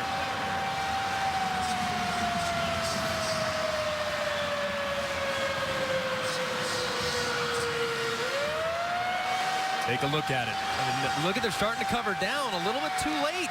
That's why I say, Greg, are you sure they thought that there was a player under there? I stand corrected. I don't think they knew he was down there. I'm with you. I think that they realized it as soon as he caught it. Clearly in there. It was such a delayed reaction. It was. By Oklahoma. That's on the coaches. And they had a timeout before that to talk about it. The last missed field goal for a touchdown. Tyron Carrier, 2010 against Southern Miss. Houston did it a few years ago. Get Tom in here. Guys, what you've got to understand about a play like that is you're out personnel. The field goal protection team, they got to have the big guys to protect. The return team's got all the skill guys. So you got elephants on ice versus jackrabbits. There's no way you're going to cover that. And because of the celebration penalty, they kick off from the 20. Here's Mixon. Mixon runs into his own guy. Brought down to the 32-yard line. But decent starting field position for Oklahoma. Well, last year, Houston first onto the national scene, beating Florida State in the Chick-fil-A Peach Bowl. The program has never won consecutive games against AP top 10 teams. Even if they don't win, they have proven that they belong. But if they do win, they will be the talk of college football because of their schedule. They still have Louisville. And remember, they lost an American Conference game last year. That was a game that Greg Ward didn't play either. Only a handful of snaps against UConn in their only loss last season. Well, we got a long way to go. Oklahoma's got a terrific offense. 4th in the country in scoring last year. But they had 10 points in the first quarter on only 7 since. Here's Mixon, upended after a short game. Brandon Wilson on the tackle. Take a look at this defensive front. You see Ed Oliver. You see the first attempt to run the football. But this program and what an Ed Oliver does to it, and you don't even have to leave the state of Texas. So you're local with Houston at Ed Oliver, a 5-star player. The perception of the program is changing, and you can do your entire recruiting footprint within a couple hundred miles of your city. Mayfield moving out of the pocket, being chased, nowhere to go, and oh, he got it to his man, Baxter. Gang tackled and fumbled the ball. It's picked up by Houston. The Cougars get it. Howard Wilson comes up with it.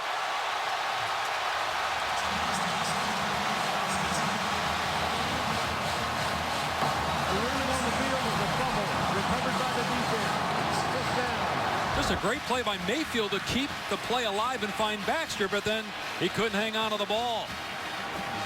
Mayfield thinks he was down. And Baxter is going to the ground. Watch this left knee. Let's see if it goes down before the ball comes out. It looks to me like this call is going to be overturned. Now, you can't see where the ball's coming out at, though, so it's difficult to tell. Remember, if the ruling on the field is a fumble and you can't see the ball clearly in possession, then they don't have enough video evidence to overturn it. If you can't see the ball, knees down right there. Can you see the ball the right, clearly? The right arm still has the ball, and then you see it get jarred loose. The ruling on the field was a fumble recovered by the defense. The previous play is under further review. We have American Conference replay officials. Again, can you see the ball clearly enough to say with 100% certainty that that was not a fumble? Because the ruling on the field was that it is. You can see the ball in the right arm right there, knees down, and you don't see the football anywhere from any angle. It's got to stand, right? Based on the rules of replay, when you can't see the ball at all? Has to be indisputable video evidence. And when the ball is blind to the naked eye, you can't see it. It's impossible to know when that ball started to come out. So since the ruling on the field was in fact a fumble, I think this play might have a chance to stand. Luke, did you get a look at it down there from where you were standing as to how the ball came out and how fast it came out? No, I didn't. It happened so fast. And as you guys are seeing, and of course I'm looking at the Jumbotron, not seeing all the looks that you guys have, the way he was contorted and pulled around, if you focus on the left knee, which I know is what you guys are looking at, it goes to Dave's point. Can you see that knee and the ball at the same time? No, Loogie, we don't, man. You see the knee down, but the ball, you can't see it conclusively with the replay angles we have. So it's going to be interesting, guys. This is, I mean, you talk about a difference maker of a momentum swing. Most games are lost. They're not won. And so far, Oklahoma's made more errors than Houston. And remember, Houston led the country in takeaways last year. It was no accident that they had 35 takeaways a year ago. After further review, the ruling on the field stands. Yep, you couldn't see the ball. Yeah, even though you and I both agree he probably was down. He looked like he was down the way the timing lined up. But the thing about it is you cannot assume. There's no assumption that can be made. It has to be indisputable. The video that we had available to us, it was not. Good call by the official, allowing the play to stand. So Houston with a huge opportunity here to extend the lead. They're already at midfield after the takeaway.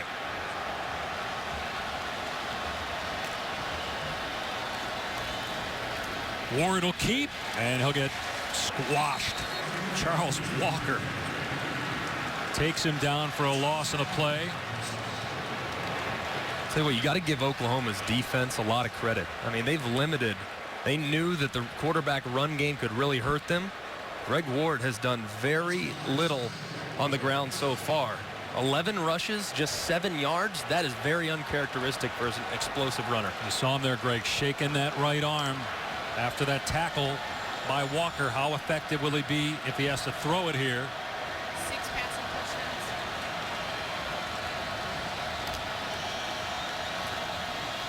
touchdowns. Option and a late pitch, but they ran out of room on the boundary. Okoronkwo was there. Catalan took the pitch and went out At about the 47, another setback. 1 yard loss, 3rd and 12. See Ward there still favoring that right arm a bit. Just a little bit. And you have to assume his right arm is just a little bit bruised or something. That can affect very easily the way the ball comes out of your hand. Forearm is very tender, makes it difficult to throw the ball accurately.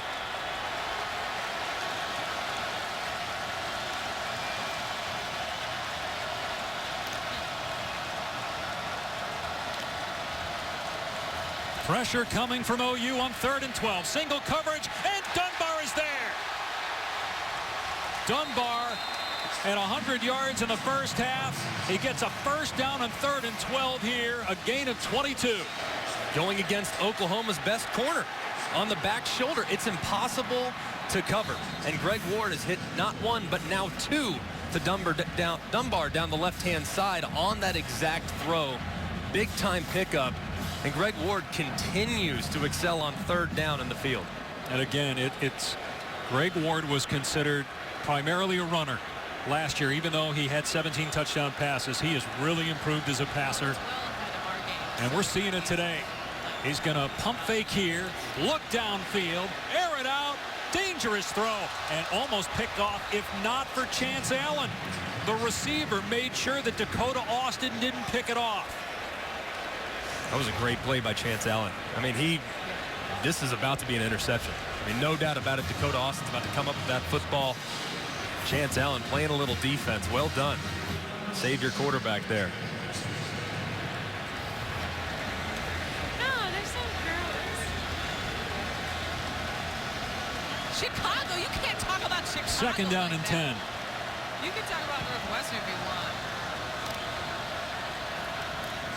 Ward will hand it off. Catalan driven to the dirt. Matt Romar, the nose guard, who spent most of training camp for Oklahoma on the sideline with a concussion, made the stop. Gain of only 2, another 3rd and long. Houston just picked up a 3rd and 12. Little look back. You see on 3rd down, trying to get the right play, trying to get Oklahoma defense to tip their hand. Now Major Applewhite going to dial up exactly what he wants here on an important 3rd down.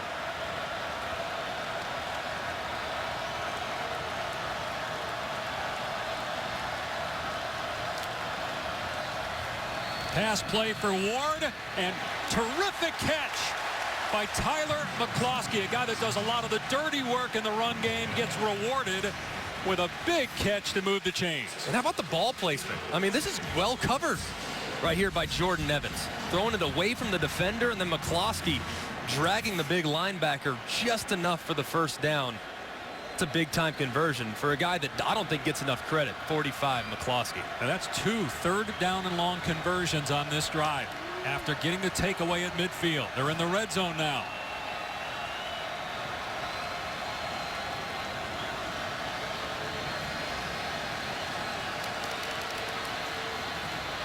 It's Catalan, stood up, and it's Jordan Wade there first for Oklahoma. Minimal gain on 1st and 10. Keep going back to Greg Ward and how dynamic he was when you put on the tape and watched him run around and create and be explosive on the ground. Seeing the clinic that he's putting on through the air has got to be really encouraging for this Houston offense. Got a touchdown pass in this game. 2nd and 10, and here's De'Aaron King inside the 15-yard line. Tackled at the 14 by Evans. King, a true freshman who signed as a quarterback, was moved to wide receiver when there were some injuries at that position. Up-tempo Houston trying to get up to the line quickly on 3rd and 4.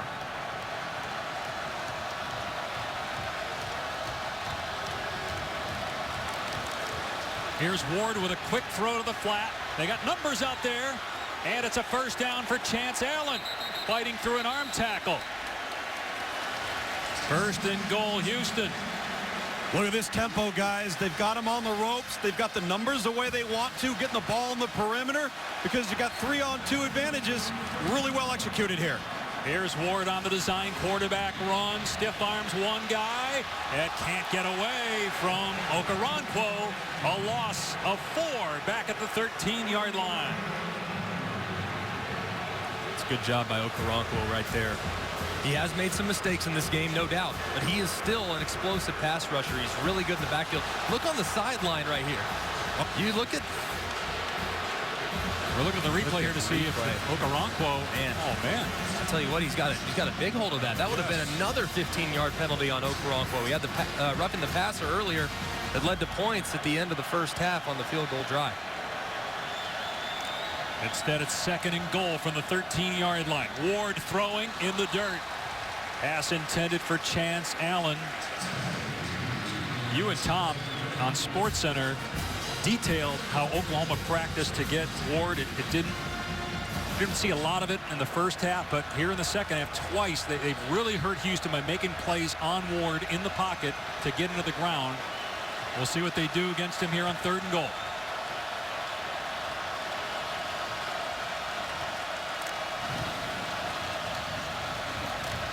Pressure up the middle. Ward lobbing it. End zone. Incomplete. But a penalty marker down at the goal line. Chance Allen, the intended receiver. Dakota Austin was in coverage. Pass interference by number 27 of the defense. The ball will be placed at the 2-yard line.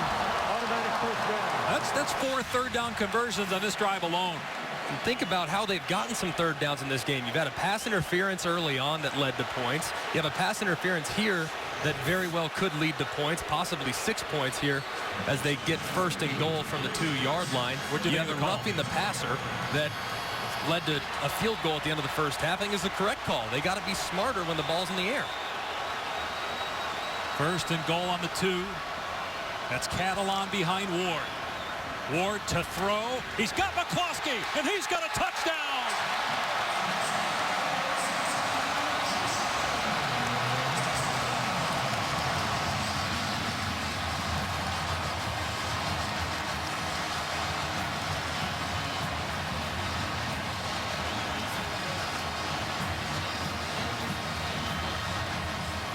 Greg Ward with 300 passing yards now.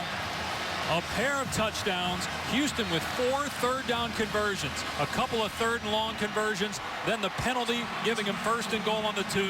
And they score on the next play.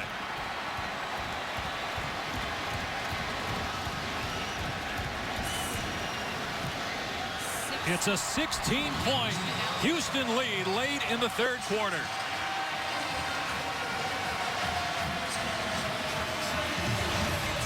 Tyler McCloskey, he does it all for him. He blocks. He's a fullback. He's an H-back. He's a tight end. He can do it all. Right there, giving him a little love on the goal line. Touchdown, Cougars.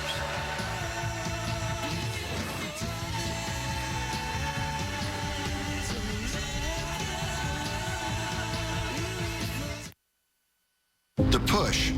You felt it your entire life.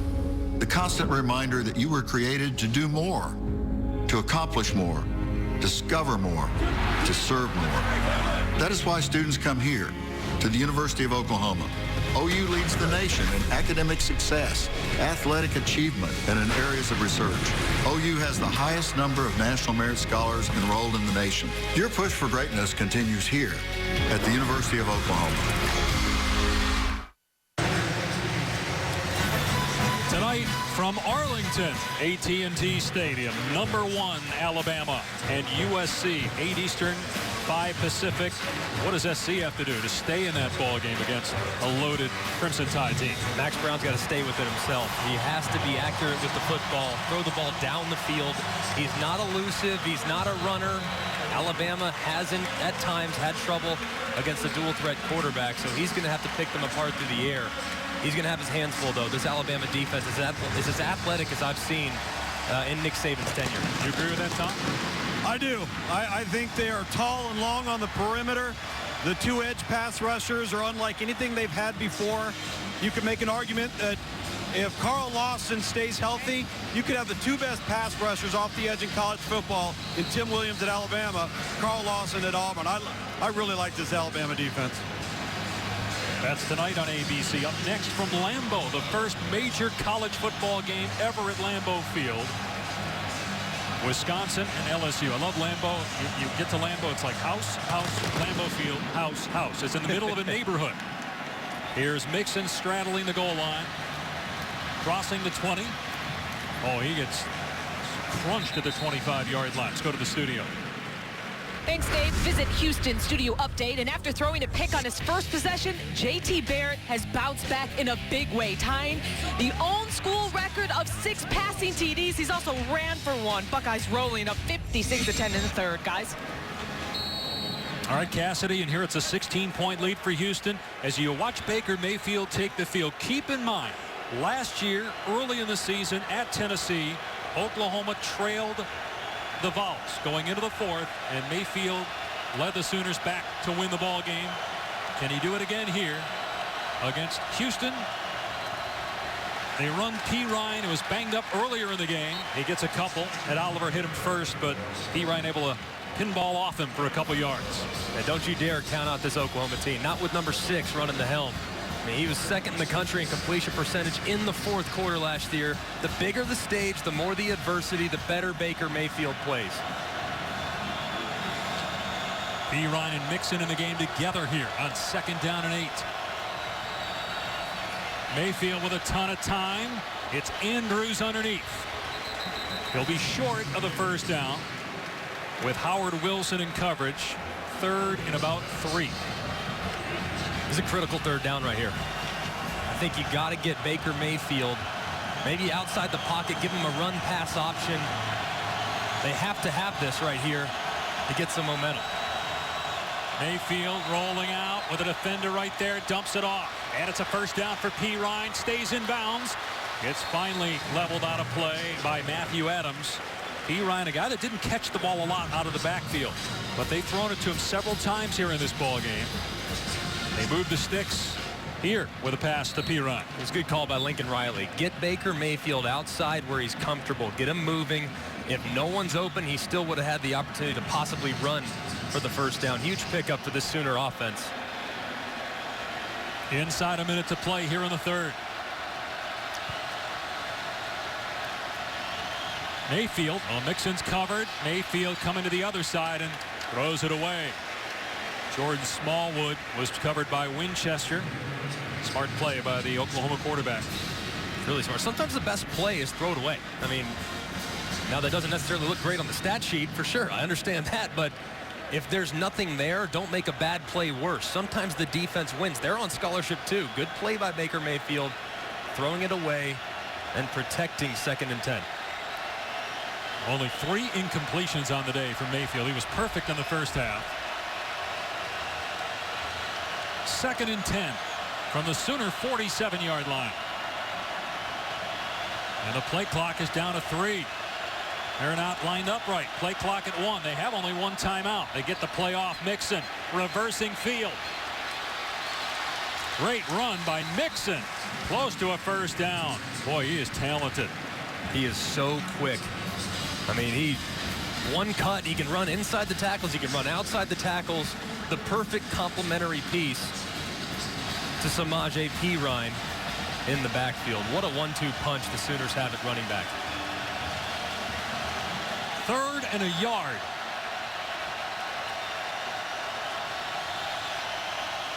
The play clock and game clock are the same, so they got to snap it here. Final play of the quarter. Mixon on the catch. And Mixon meets the defender at the 40. Winchester has the first down to the 39. So Oklahoma's on the move, but it's all Houston right now. The Cougars 33, Sooners 17 with 1 quarter to play.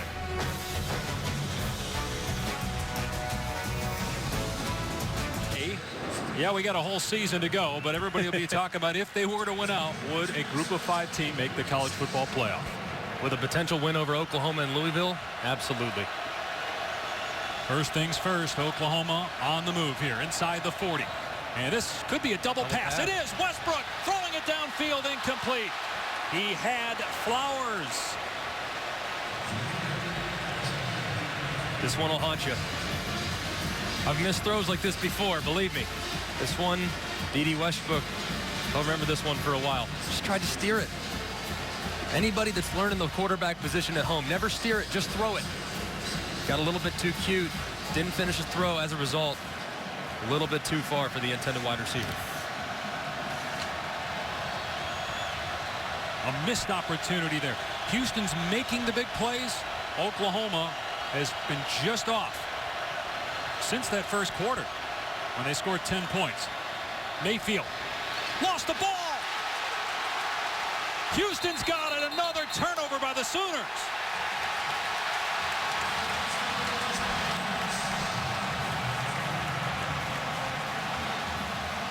Cameron Malvo comes up with a ball. Another takeaway for the Cougars.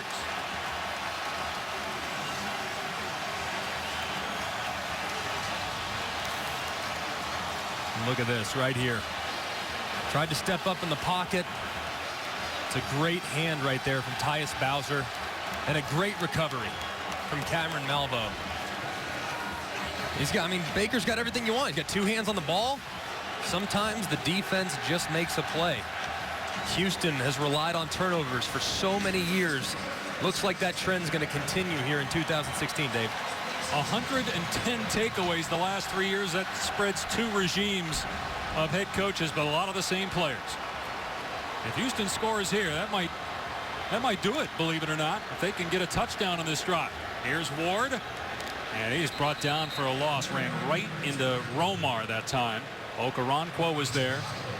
Again, an Oklahoma defense that led the Big 12 in several categories, but lost 5 starters, 4 guys that were first team all Big 12. Can the Sooners D step up, get a 3 and out, and get the ball back for Baker Mayfield?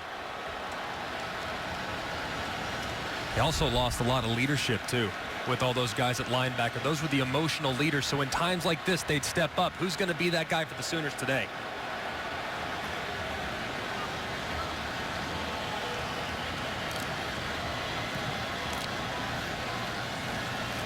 Ward to the air. Throwing it downfield into single coverage, and the receiver stumbled. Dunbar tripped up as Jordan Thomas was covering him on the sideline. 3rd and 11. Just a little incidental contact right there. They try to work the deep ball to Dunbar once again. Dunbar's having a heck of a night. Just clicks his heels and goes down to the ground. Nothing you can do about that one. Just got to come back and play the next play. You got Jordan Thomas defending him. Thomas, one of the best corners, likely future first-round draft choice. Look at Ward's numbers on 3rd down. 9 of 10, 8 first downs. Pass a little behind Catalan on 3rd and 11. Turns it upfield and gets to midfield, and that's it. Cobb on the tackle. 4th down and 6. What a great job by this Sooner defense, man. That is a great, great job by that group. Sudden change, balls at midfield, all the momentum in favor of the Cougars. They come out 3rd, 3 and out, and now their offense is getting the ball back, Lugs. Here's the most important part, though. Get enough on offense to put Oklahoma in bad field position. Flipping field position here for Houston on defense might be the most important thing of that drive right there. Saw the Houston players turn to the punter, and as if to say it's off. You wonder if they were maybe thinking about a fake there, if there's an option at all, the way they signaled to the punter. Roy gets off a great punt. Houston's down there. Oh, they had a chance to keep the ball out of the end zone. Isaiah Johnson unable to do so. Oklahoma and Baker Mayfield back at it, down 16 when we return. Broyles Award winner to win a national championship as a head coach is Gene Chizik. As an assistant at Auburn in 04 and won the national title as the head coach with Cam Newton in 2010. We have a pair of former winners of that award here. Lincoln Riley, the offensive coordinator for Oklahoma, and Tom Herman, the Houston head coach. Mayfield rolling out on 1st down, and his pass is caught by Jarvis Baxter, so a gain of 8 on the play. Right now, if you're Oklahoma, you just got to play it. I know it sounds so cliche, but you just got to focus 1 set of 10 yards at a time. Just think about the 3 downs that you have to go 10 yards. It's all you have to focus on. Don't think about what the score is or anything else. Driven to the ground in the backfield is P. Ryan. Nobody blocked Nick Thurman, so they lose 4 on 2nd and 1. Pirine has just not been able to get going today, but we saw that last year when Dalvin Cook struggled to run the football. Only 31 rushing yards for Pirine. Granted, he missed a lot of time in the first half due to injury. And here comes big number 10. Nick Thurman, warm out. Watch big number 10 right over the middle of the ball going against Jonathan Alvarez, who's making his first career start at center. Mayfield over the middle, broken up by Wilson, incomplete. Intended for Westbrook. Oklahoma down essentially 2 scores still. 2 touchdowns, a pair of 2-point conversions. We'll punt it here instead of going for it, fourth down. Really well covered. I mean, there's nothing else to say. Well protected up front by the offensive line. No leakage in protection. You have guys running. It's just blanket coverage all over the place. Very difficult to hit a guy in stride and allow him to squeak out the back door when they're playing that close of coverage in the secondary. Line drive here. Dunbar signaled for the fair catch. Pretty good field position for Houston when we come back.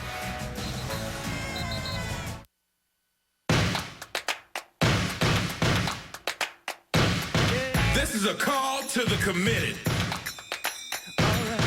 To those who went. Texas Kickoff presented on ABC by Walmart, part of Field & Stream Store's Kickoff Week. Terrific crowd. Remember that Houston does not play its home games here at NRG Stadium. They play on campus, a stadium that seats about 40,000. This one seats about 65. Good turnout by Oklahoma, but the Houston fans have been loud. And people that are clamoring for the Cougars to get into the Big 12 will be loud if they end up winning this game. Here's De'Aaron King on the loose, and he picks up 9 yards to the 46-yard line. I guess the rule is you don't count out Tom Herman. He's got really good players, too, as we've seen. Again, the Navy game, Louisville last year, Florida State in the bowl game. Here's Catalan. Great play by Jordan Thomas. That's a huge stop. Make it 3rd down, about 4 now. Yeah, this is a Houston, but if you want to expand it 2 more games, how about the run that he put together at Ohio State as the offensive coordinator in 2014, beating Alabama in the Sugar Bowl with a 3rd-string quarterback. Tom Herman, look, he understands that he has a chip on his shoulder. This team has a chip on theirs. They're ready to earn their respect.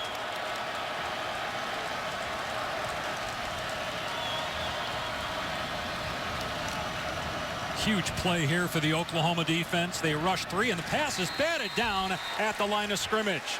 So the Oklahoma defense, thanks to the hand of Charles Walker, might get off the field unless Houston goes for it on 4th down. I don't think they will. I don't think it's a safe play, Dave. They're going to go ahead and kick it again. Field position will be pivotal here as the 4th quarter continues to wind down. And thank goodness for Oklahoma to get the hand up and bat the ball from the 5'11" quarterback there in Greg Ward. You have got to keep your offense on the field as much as you can this quarter, because nothing has gone right for Oklahoma on offense in the second half. Lugs, watching this Houston team, I mean, people that don't know them, you might not think they have the same level of talent as Oklahoma. That is starting to change with their most recent recruiting class, is it not? It totally is. They look like TCU on the hoof, guys. That's what they look like. On the punt return, out of bounds at the 25-yard line, Oklahoma will start the possession there. Trailing by 16 points. ABC by Walmart as part of Field & Stream Store's Kickoff Week. Oklahoma with the football, 10.5 remaining. Dave Pasch, Greg McElroy, Tom Luganbill. It's been all Cougars since the first quarter. Mayfield taking off and getting about 3 yards on the play. Ed Oliver on the stop. So much motor this young man has. I tell you what, he is going to be really, really special. Did you see that, dude? We're talking about a quarterback that can run, and Ed Oliver just chased him down, going the other direction. Wow. Wow. They told us at one point in practice, he told the coaches, I can't feel my legs. He still ran the play and totally blew it up. This pass by Mayfield soars over the head of Dimitri Flowers. He had Flowers too. It's 3rd down and 7. But it's amazing how a guy like Ed Oliver can change your program, even though clearly they're headed in the right direction. But you take a look at him right here. I mean, he's moving up, completely runs the loop, gets a hand on Baker Mayfield's backside and pulls him into him. That right there is special. Unreal. And he's 18 years old. That's the scariest part. Again, if they get into the Big 12, along with what Tom Herman is building here, with more players like Ed Oliver, Could be fun to watch this program over the next 5-6 years. And they bring pressure here on third down. Mayfield's pass high again. He just has not been on since the first quarter. He's intended for Baxter, fourth down. This whole Oklahoma offense hasn't been on. But you know what? Credit needs to go to this Houston defense. They've limited big plays. They had a few, and they resulted in points. Think about the long throw to Mixon, the long run by Mixon. Andrews on a deep touchdown after a blown coverage defensively. This defense hasn't given an inch, and they deserve an awful lot of credit. Seibert's punt. Fair catch signal, and Dunbar has it. Yet keep in mind, Oklahoma's been in this position before, preseason top 5, and they have not fared well. Did you know that Chevrolet is the most awarded car company 2 years in a row? Oh, wow. Chevy's coming out with some nice stuff. The design's great. I love it. #1 in my book. And Chevy's going to give you 0% finance. Right here, but he stayed in bounds. They reviewed it to see if he stepped on the back line when he caught the ball in the end zone, and the ruling on the field of a touchdown was confirmed. So a 1st and 10 for Houston after the OU punt on the Cougar 27.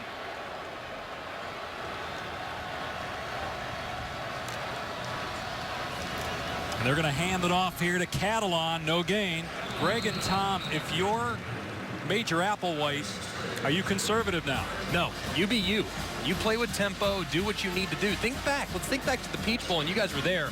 They slowed the tempo, and Florida State got back into it. Luke, they're going to stick to what they do. Yeah, they've got to. I think, again, if they get a first down, you'll see fast tempo. And then they'll dial it back a little bit. So we're seeing them take advantage of the play clock right here with 17 seconds winding down. That's where they're changing. They're giving the illusion they go fast, but also utilizing the clock. 2nd and 10, and Ward hung on to the ball.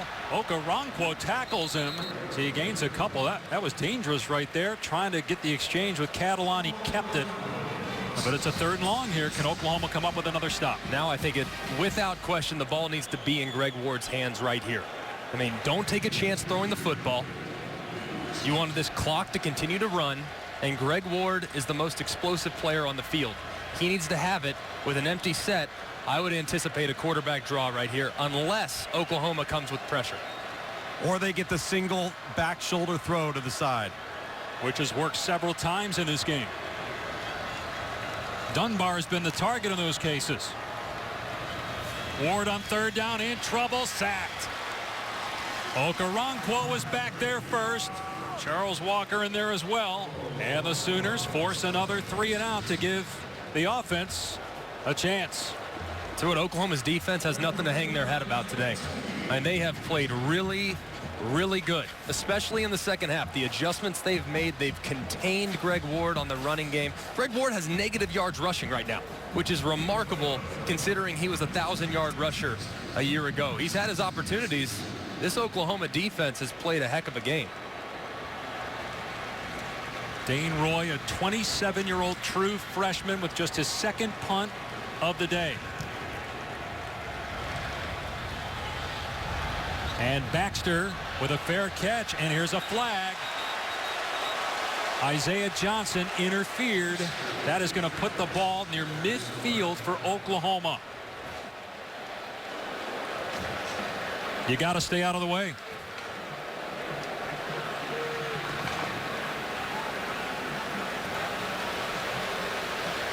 This is shocking. I've never been a gunner on punt team as a former quarterback, but I don't understand how you can make that mistake. You're up by 16.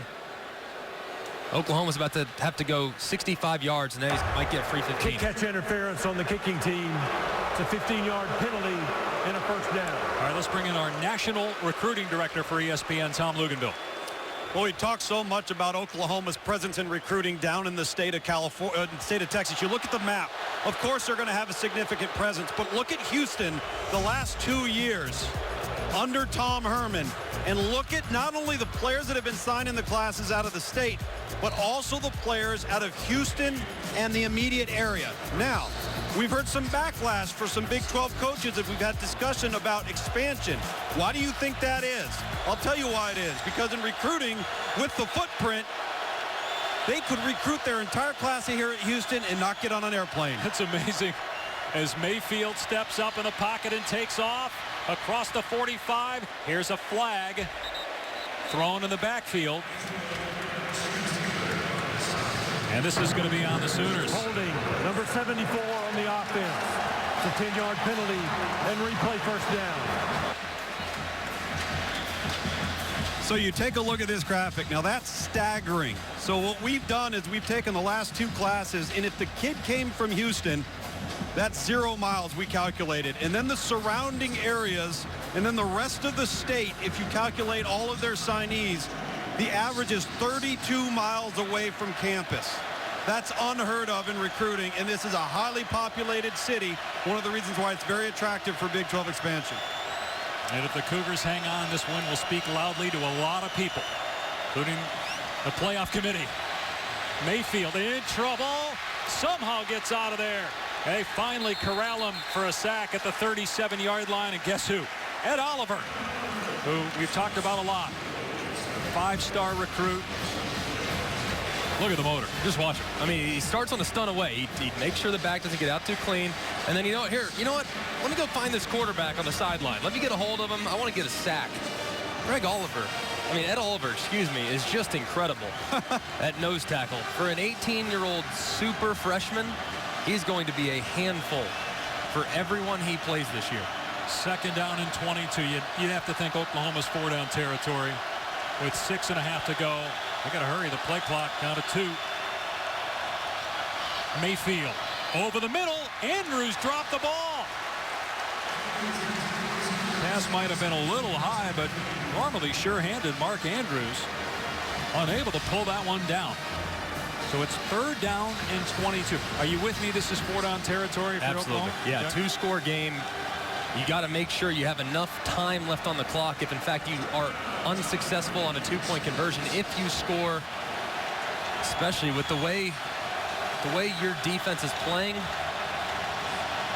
and the way Houston can explode, you got to go for it here. But you got to get something here. You can't be in 4th and 22. They try to get something, a chunk with Westbrook, and they do out to the 49, or excuse me, the 44. So 7 yards, but it's 4th and 15, and right. Oklahoma will go for it here. I'm trying to rack my brain. I think you got to find 25. Joe Mixon, who's going onto the field right now. I think he's going to be eaten up because I expect Todd Orlando, the defensive coordinator, to blitz right here. Therefore, the next best target, find number 11, D.D. Westbrook. He's alone at the top in one-on-one coverage. Mayfield on 4th and long. Everybody covered. Mayfield looking, takes off, but no way. He loses the ball. Mixon picks it up. Now Mixon running back at the 30-yard line. And he's drilled at the 29 by Howard Wilson. The Cougars will take over on downs inside the Sooner 30. Let's go to the studio and check in with Cassidy. Thanks, Dave, and what no doubt will be one of the best stories of the day. Cancer survivor James Conner in his first game back, delivering a stiff arm for one of his 2 touchdowns so far today. Pitt up 14-0 over Villanova at the half, and coming up at 3:30 Eastern on ABC, Leonard Fournette and LSU taking on Wisconsin in the first ever major college football game at Lambeau Field. Dave, Greg. Be interesting to see if Wisconsin can stay in that ball game and just how good LSU's offense is this year. Yeah, you think about Dave Aranda now, the defensive coordinator from Wisconsin, now the defense coordinator at LSU. I wonder how much he knows about that Wisconsin offense. I'm looking forward to seeing his debut for the Tigers of LSU. From the Sooner 30-yard line, here's King. He's inside the 20-yard line and pushed out of bounds at the 15. Take a look at our Pacific Life game summary with 5.5 remaining here in the 4th quarter. The big play, obviously, the missed field goal return for a touchdown. And Oklahoma had a big drive in that first quarter, and they have really done nothing on offense since. Yeah, I mean, it's just been big plays for Oklahoma. They haven't been able to consistently sustain drives offensively. Baker Mayfield hasn't played a bad game, but they haven't been able to attack in the run game. This Houston defense has been tenacious. I am so impressed with this bunch and how athletic they are. Here's Catalan pushing the pile. The clock continues to run. And if you're an Oklahoma fan, you've seen this movie before. Your preseason top 5. You have all the hype. You're coming off a playoff appearance. And you struggle out of the gate. And look, if I'm Oklahoma, if I come up short in this game, still have 11 games against a Power 5 schedule, a 9-game Big 12 schedule. Plenty of meat on the bone to get back in the conversation, including a non-conference game against Ohio State in a couple weeks. This Oklahoma team, you better not count them out just yet. Well, they clearly got some work to do on defense. Offensive line more than anything else. Right. That offensive line has got to come together. And how healthy is Perine the rest of the way? Here's Catalan running through defenders, pushing the pile, and down to the 1-yard line. Houston about to provide the dagger with 4:15 on the clock and a 1st and goal. They go up tempo. Oklahoma not lined up. Had trouble with the handoff. The ball is fumbled into the end zone. Oklahoma has it, it would appear. It's a touchback. Oklahoma has possession in the end zone. A turnover on the goal line by Houston with 4:03 to go. Wow. Why do you do that, guys? Just hand the ball off. Makes no sense. On the goal line, 1-yard line, Oklahoma's hands on their hips defensively. They're worn out. They're gassed. Why have a zone read right here where the quarterback is a 50-50 option? Unbelievable. This can only end poorly. You give it because you have 3 downs to score, maybe 4 if you want them. Run the ball downhill. Hand it off and walk away. Will Johnson recovered it. You see Catalan, if he recovers, it's a touchdown. But Will Johnson pounced on it first. It'll be Oklahoma ball on its 20-yard line. Here's the only thing. I mean, we see that so often, though. I mean, they do it every single day. They don't drop the ball very often. And it's not like it's something that they're not doing throughout the whole game. So why at the 1-yard line? Because why not your offense? Because mistakes they increase the closer you get to the goal line. So I think you take any question out of it by just handing it. And even if he gets stopped short, you still have 2 more downs, maybe 3, to gain 3 feet. I mean, maybe a little bit less. More importantly, you hold on to possession of the football and the clock winds down because you're not anywhere near the sideline. I understand running your offense, but I would deviate just a little bit when I get to the 1-yard line. So now Oklahoma with just 1 timeout left, 4 minutes to go, needs 2 touchdowns, 2 2-point conversions. So they're reviewing this. After further review, the ruling on the field stand. 1st down. But again, Oklahoma has to score, get a 2-point conversion, get an onside kick because they won't have enough time with 1 timeout to kick it deep. Remember, they blew. They had to call a couple timeouts earlier. Very early in the 3rd quarter, much earlier than I'm sure Bob Stoops wanted to. So now you're stuck with everything has to go right over the last 4:03. He didn't have a shot just to tie the game. Biggest thing, just get a completion on the 1st snap. Get the drive started.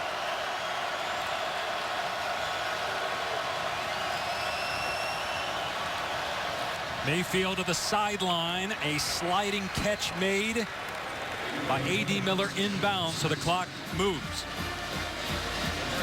I think time is of the essence right here. You got to move a little faster.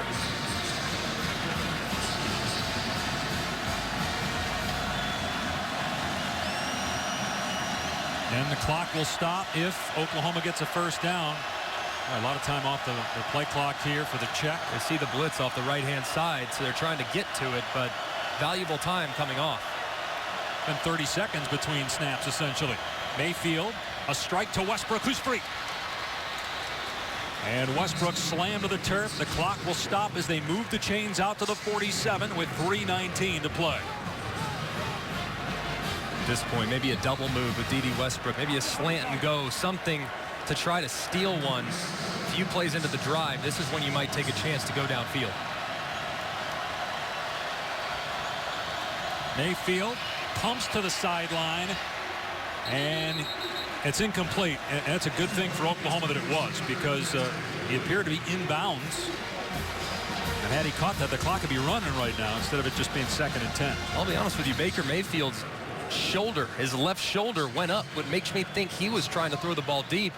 Westbrook sat it down, though. Maybe they weren't on the same page. It looked like they were trying to take a shot there, possibly, with the only really, truly experienced receiver coming back. Baker Mayfield trying to find him here in an important situation. Mayfield to Mixon out in space. But, man, again, Ed Oliver, the 300-pounder out there covering a running back on a swing route. The guy's like an amoeba. He's everywhere. He just takes over the field. Hey, fellas, we'd be remiss if we didn't talk about the defensive secondary for Oklahoma. This was a team that lost every starter, including a first-rounder on the back end.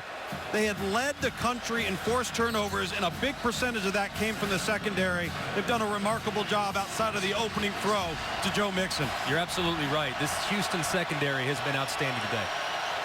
Mayfield. Again, everybody covered. Mixon on the dump-off.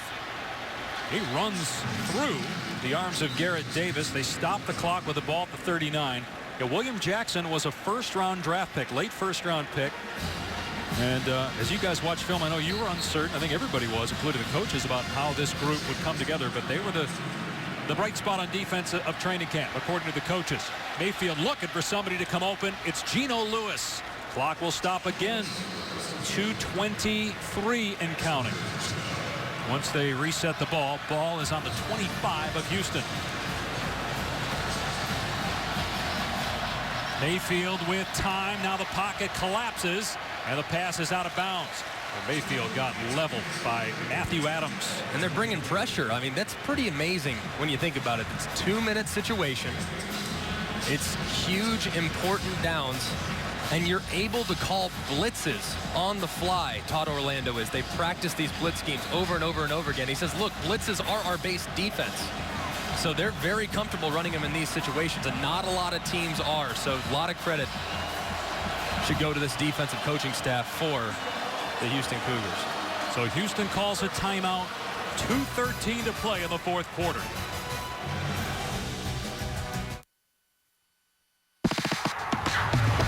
In the Big 12 Conference and nationally, over $2.7 billion in athletic scholarships are awarded annually to college athletes.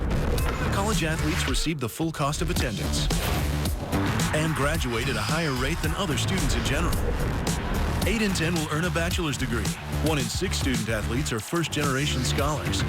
2/3 of former athletes say they were better prepared for careers because of college athletics. The Big 12 Conference, turning winners into leaders. Looking at this week's college football rankings, brought to you by Goodyear, the AP Top 10. If Houston hangs on, I'll bet we'll see Houston in there next week. Do you guys see another potential upset? Auburn at home against Clemson, perhaps?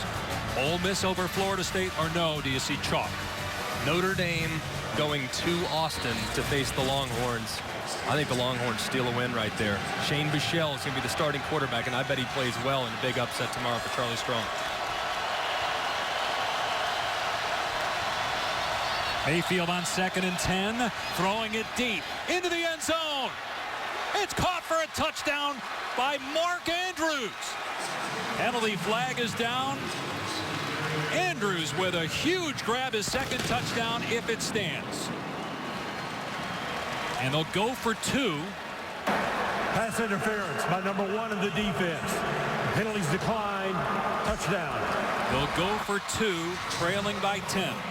Not a great throw from Baker Mayfield, but what a great catch by Mark Andrews. He had a touchdown earlier on a long, uncontested over route. Now he shows that he can catch it with some interference alongside. 4th down, though. This is a gotta-have-it situation, without question. They were shut out in the second half by Clemson in the playoffs, shut out by Houston in the second half to this point. But they need this. Mayfield. Back of the end zone, broken up. Big-time play by Howard Wilson on Jeffrey Mead. And it remains a 10-point Houston lead.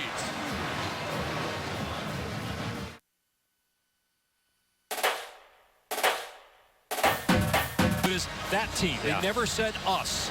Even in talking with the players yesterday, Herman had him so brainwashed that a couple of times Greg Ward said, well, that team last year, they listened. And they also, during their offseason workouts, didn't have any swag or gear from that Peach Bowl. They had a big question mark on it, said, who are you going to be this year? They're off to a good start. They have to try the onside kick here, and it's loose on the field. It appears Houston recovered it. Boy, Houston had a chance initially on the first bounce, but they did recover it. It's Houston ball. Let's go to the studio in Cassidy. Mississippi State down 1 to South Alabama, and Weston Graves would miss a 25-yard field goal for the win. The Bulldogs stunned 21-20. Jaguars the final. Back to you guys. It's been a crazy first few days. App State almost beats Tennessee. Mississippi State losing. This is one that will surprise a lot of people when they see this final score here in Houston. I think maybe at first glance, but as soon as you start to dive into the Houston program, dive into the personnel they have, the playmakers they have, and this coaching staff, I don't think anybody should be surprised by how hard they played. Again, Oklahoma can only stop it one more time.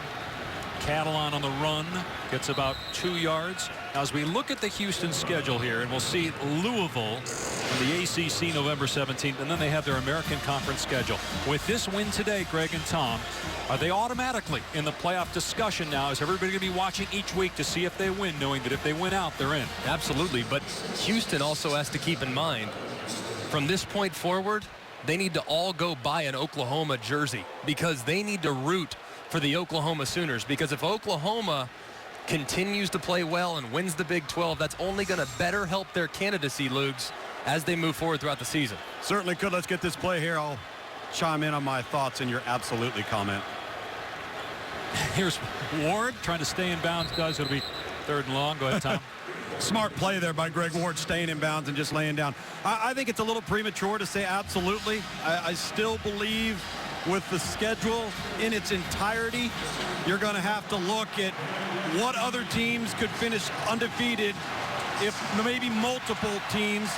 And it doesn't get easier within the American. It gets harder because when you have the best personnel, you're expected to win every game. If you slip up against anybody in your conference, it's over. And I think that's the scariest notion for Houston.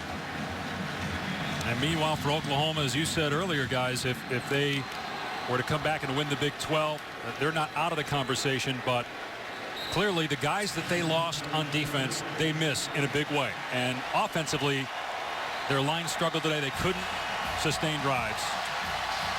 They need to figure out their offensive line. I mean, they got to be able to run the football a lot better than they did today in order to have the season a lot of people thought they could have. Tom Herman finding his wife. The Houston Cougars are the new darlings of college football. They knock off Oklahoma 33-23.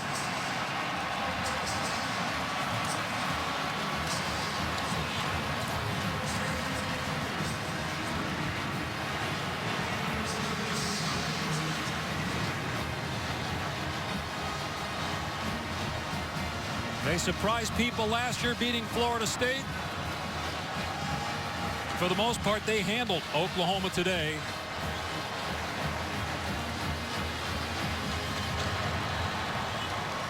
Only 13 points the final 3 quarters for the offense that averaged 44 points per game last year, Oklahoma, and had its stars most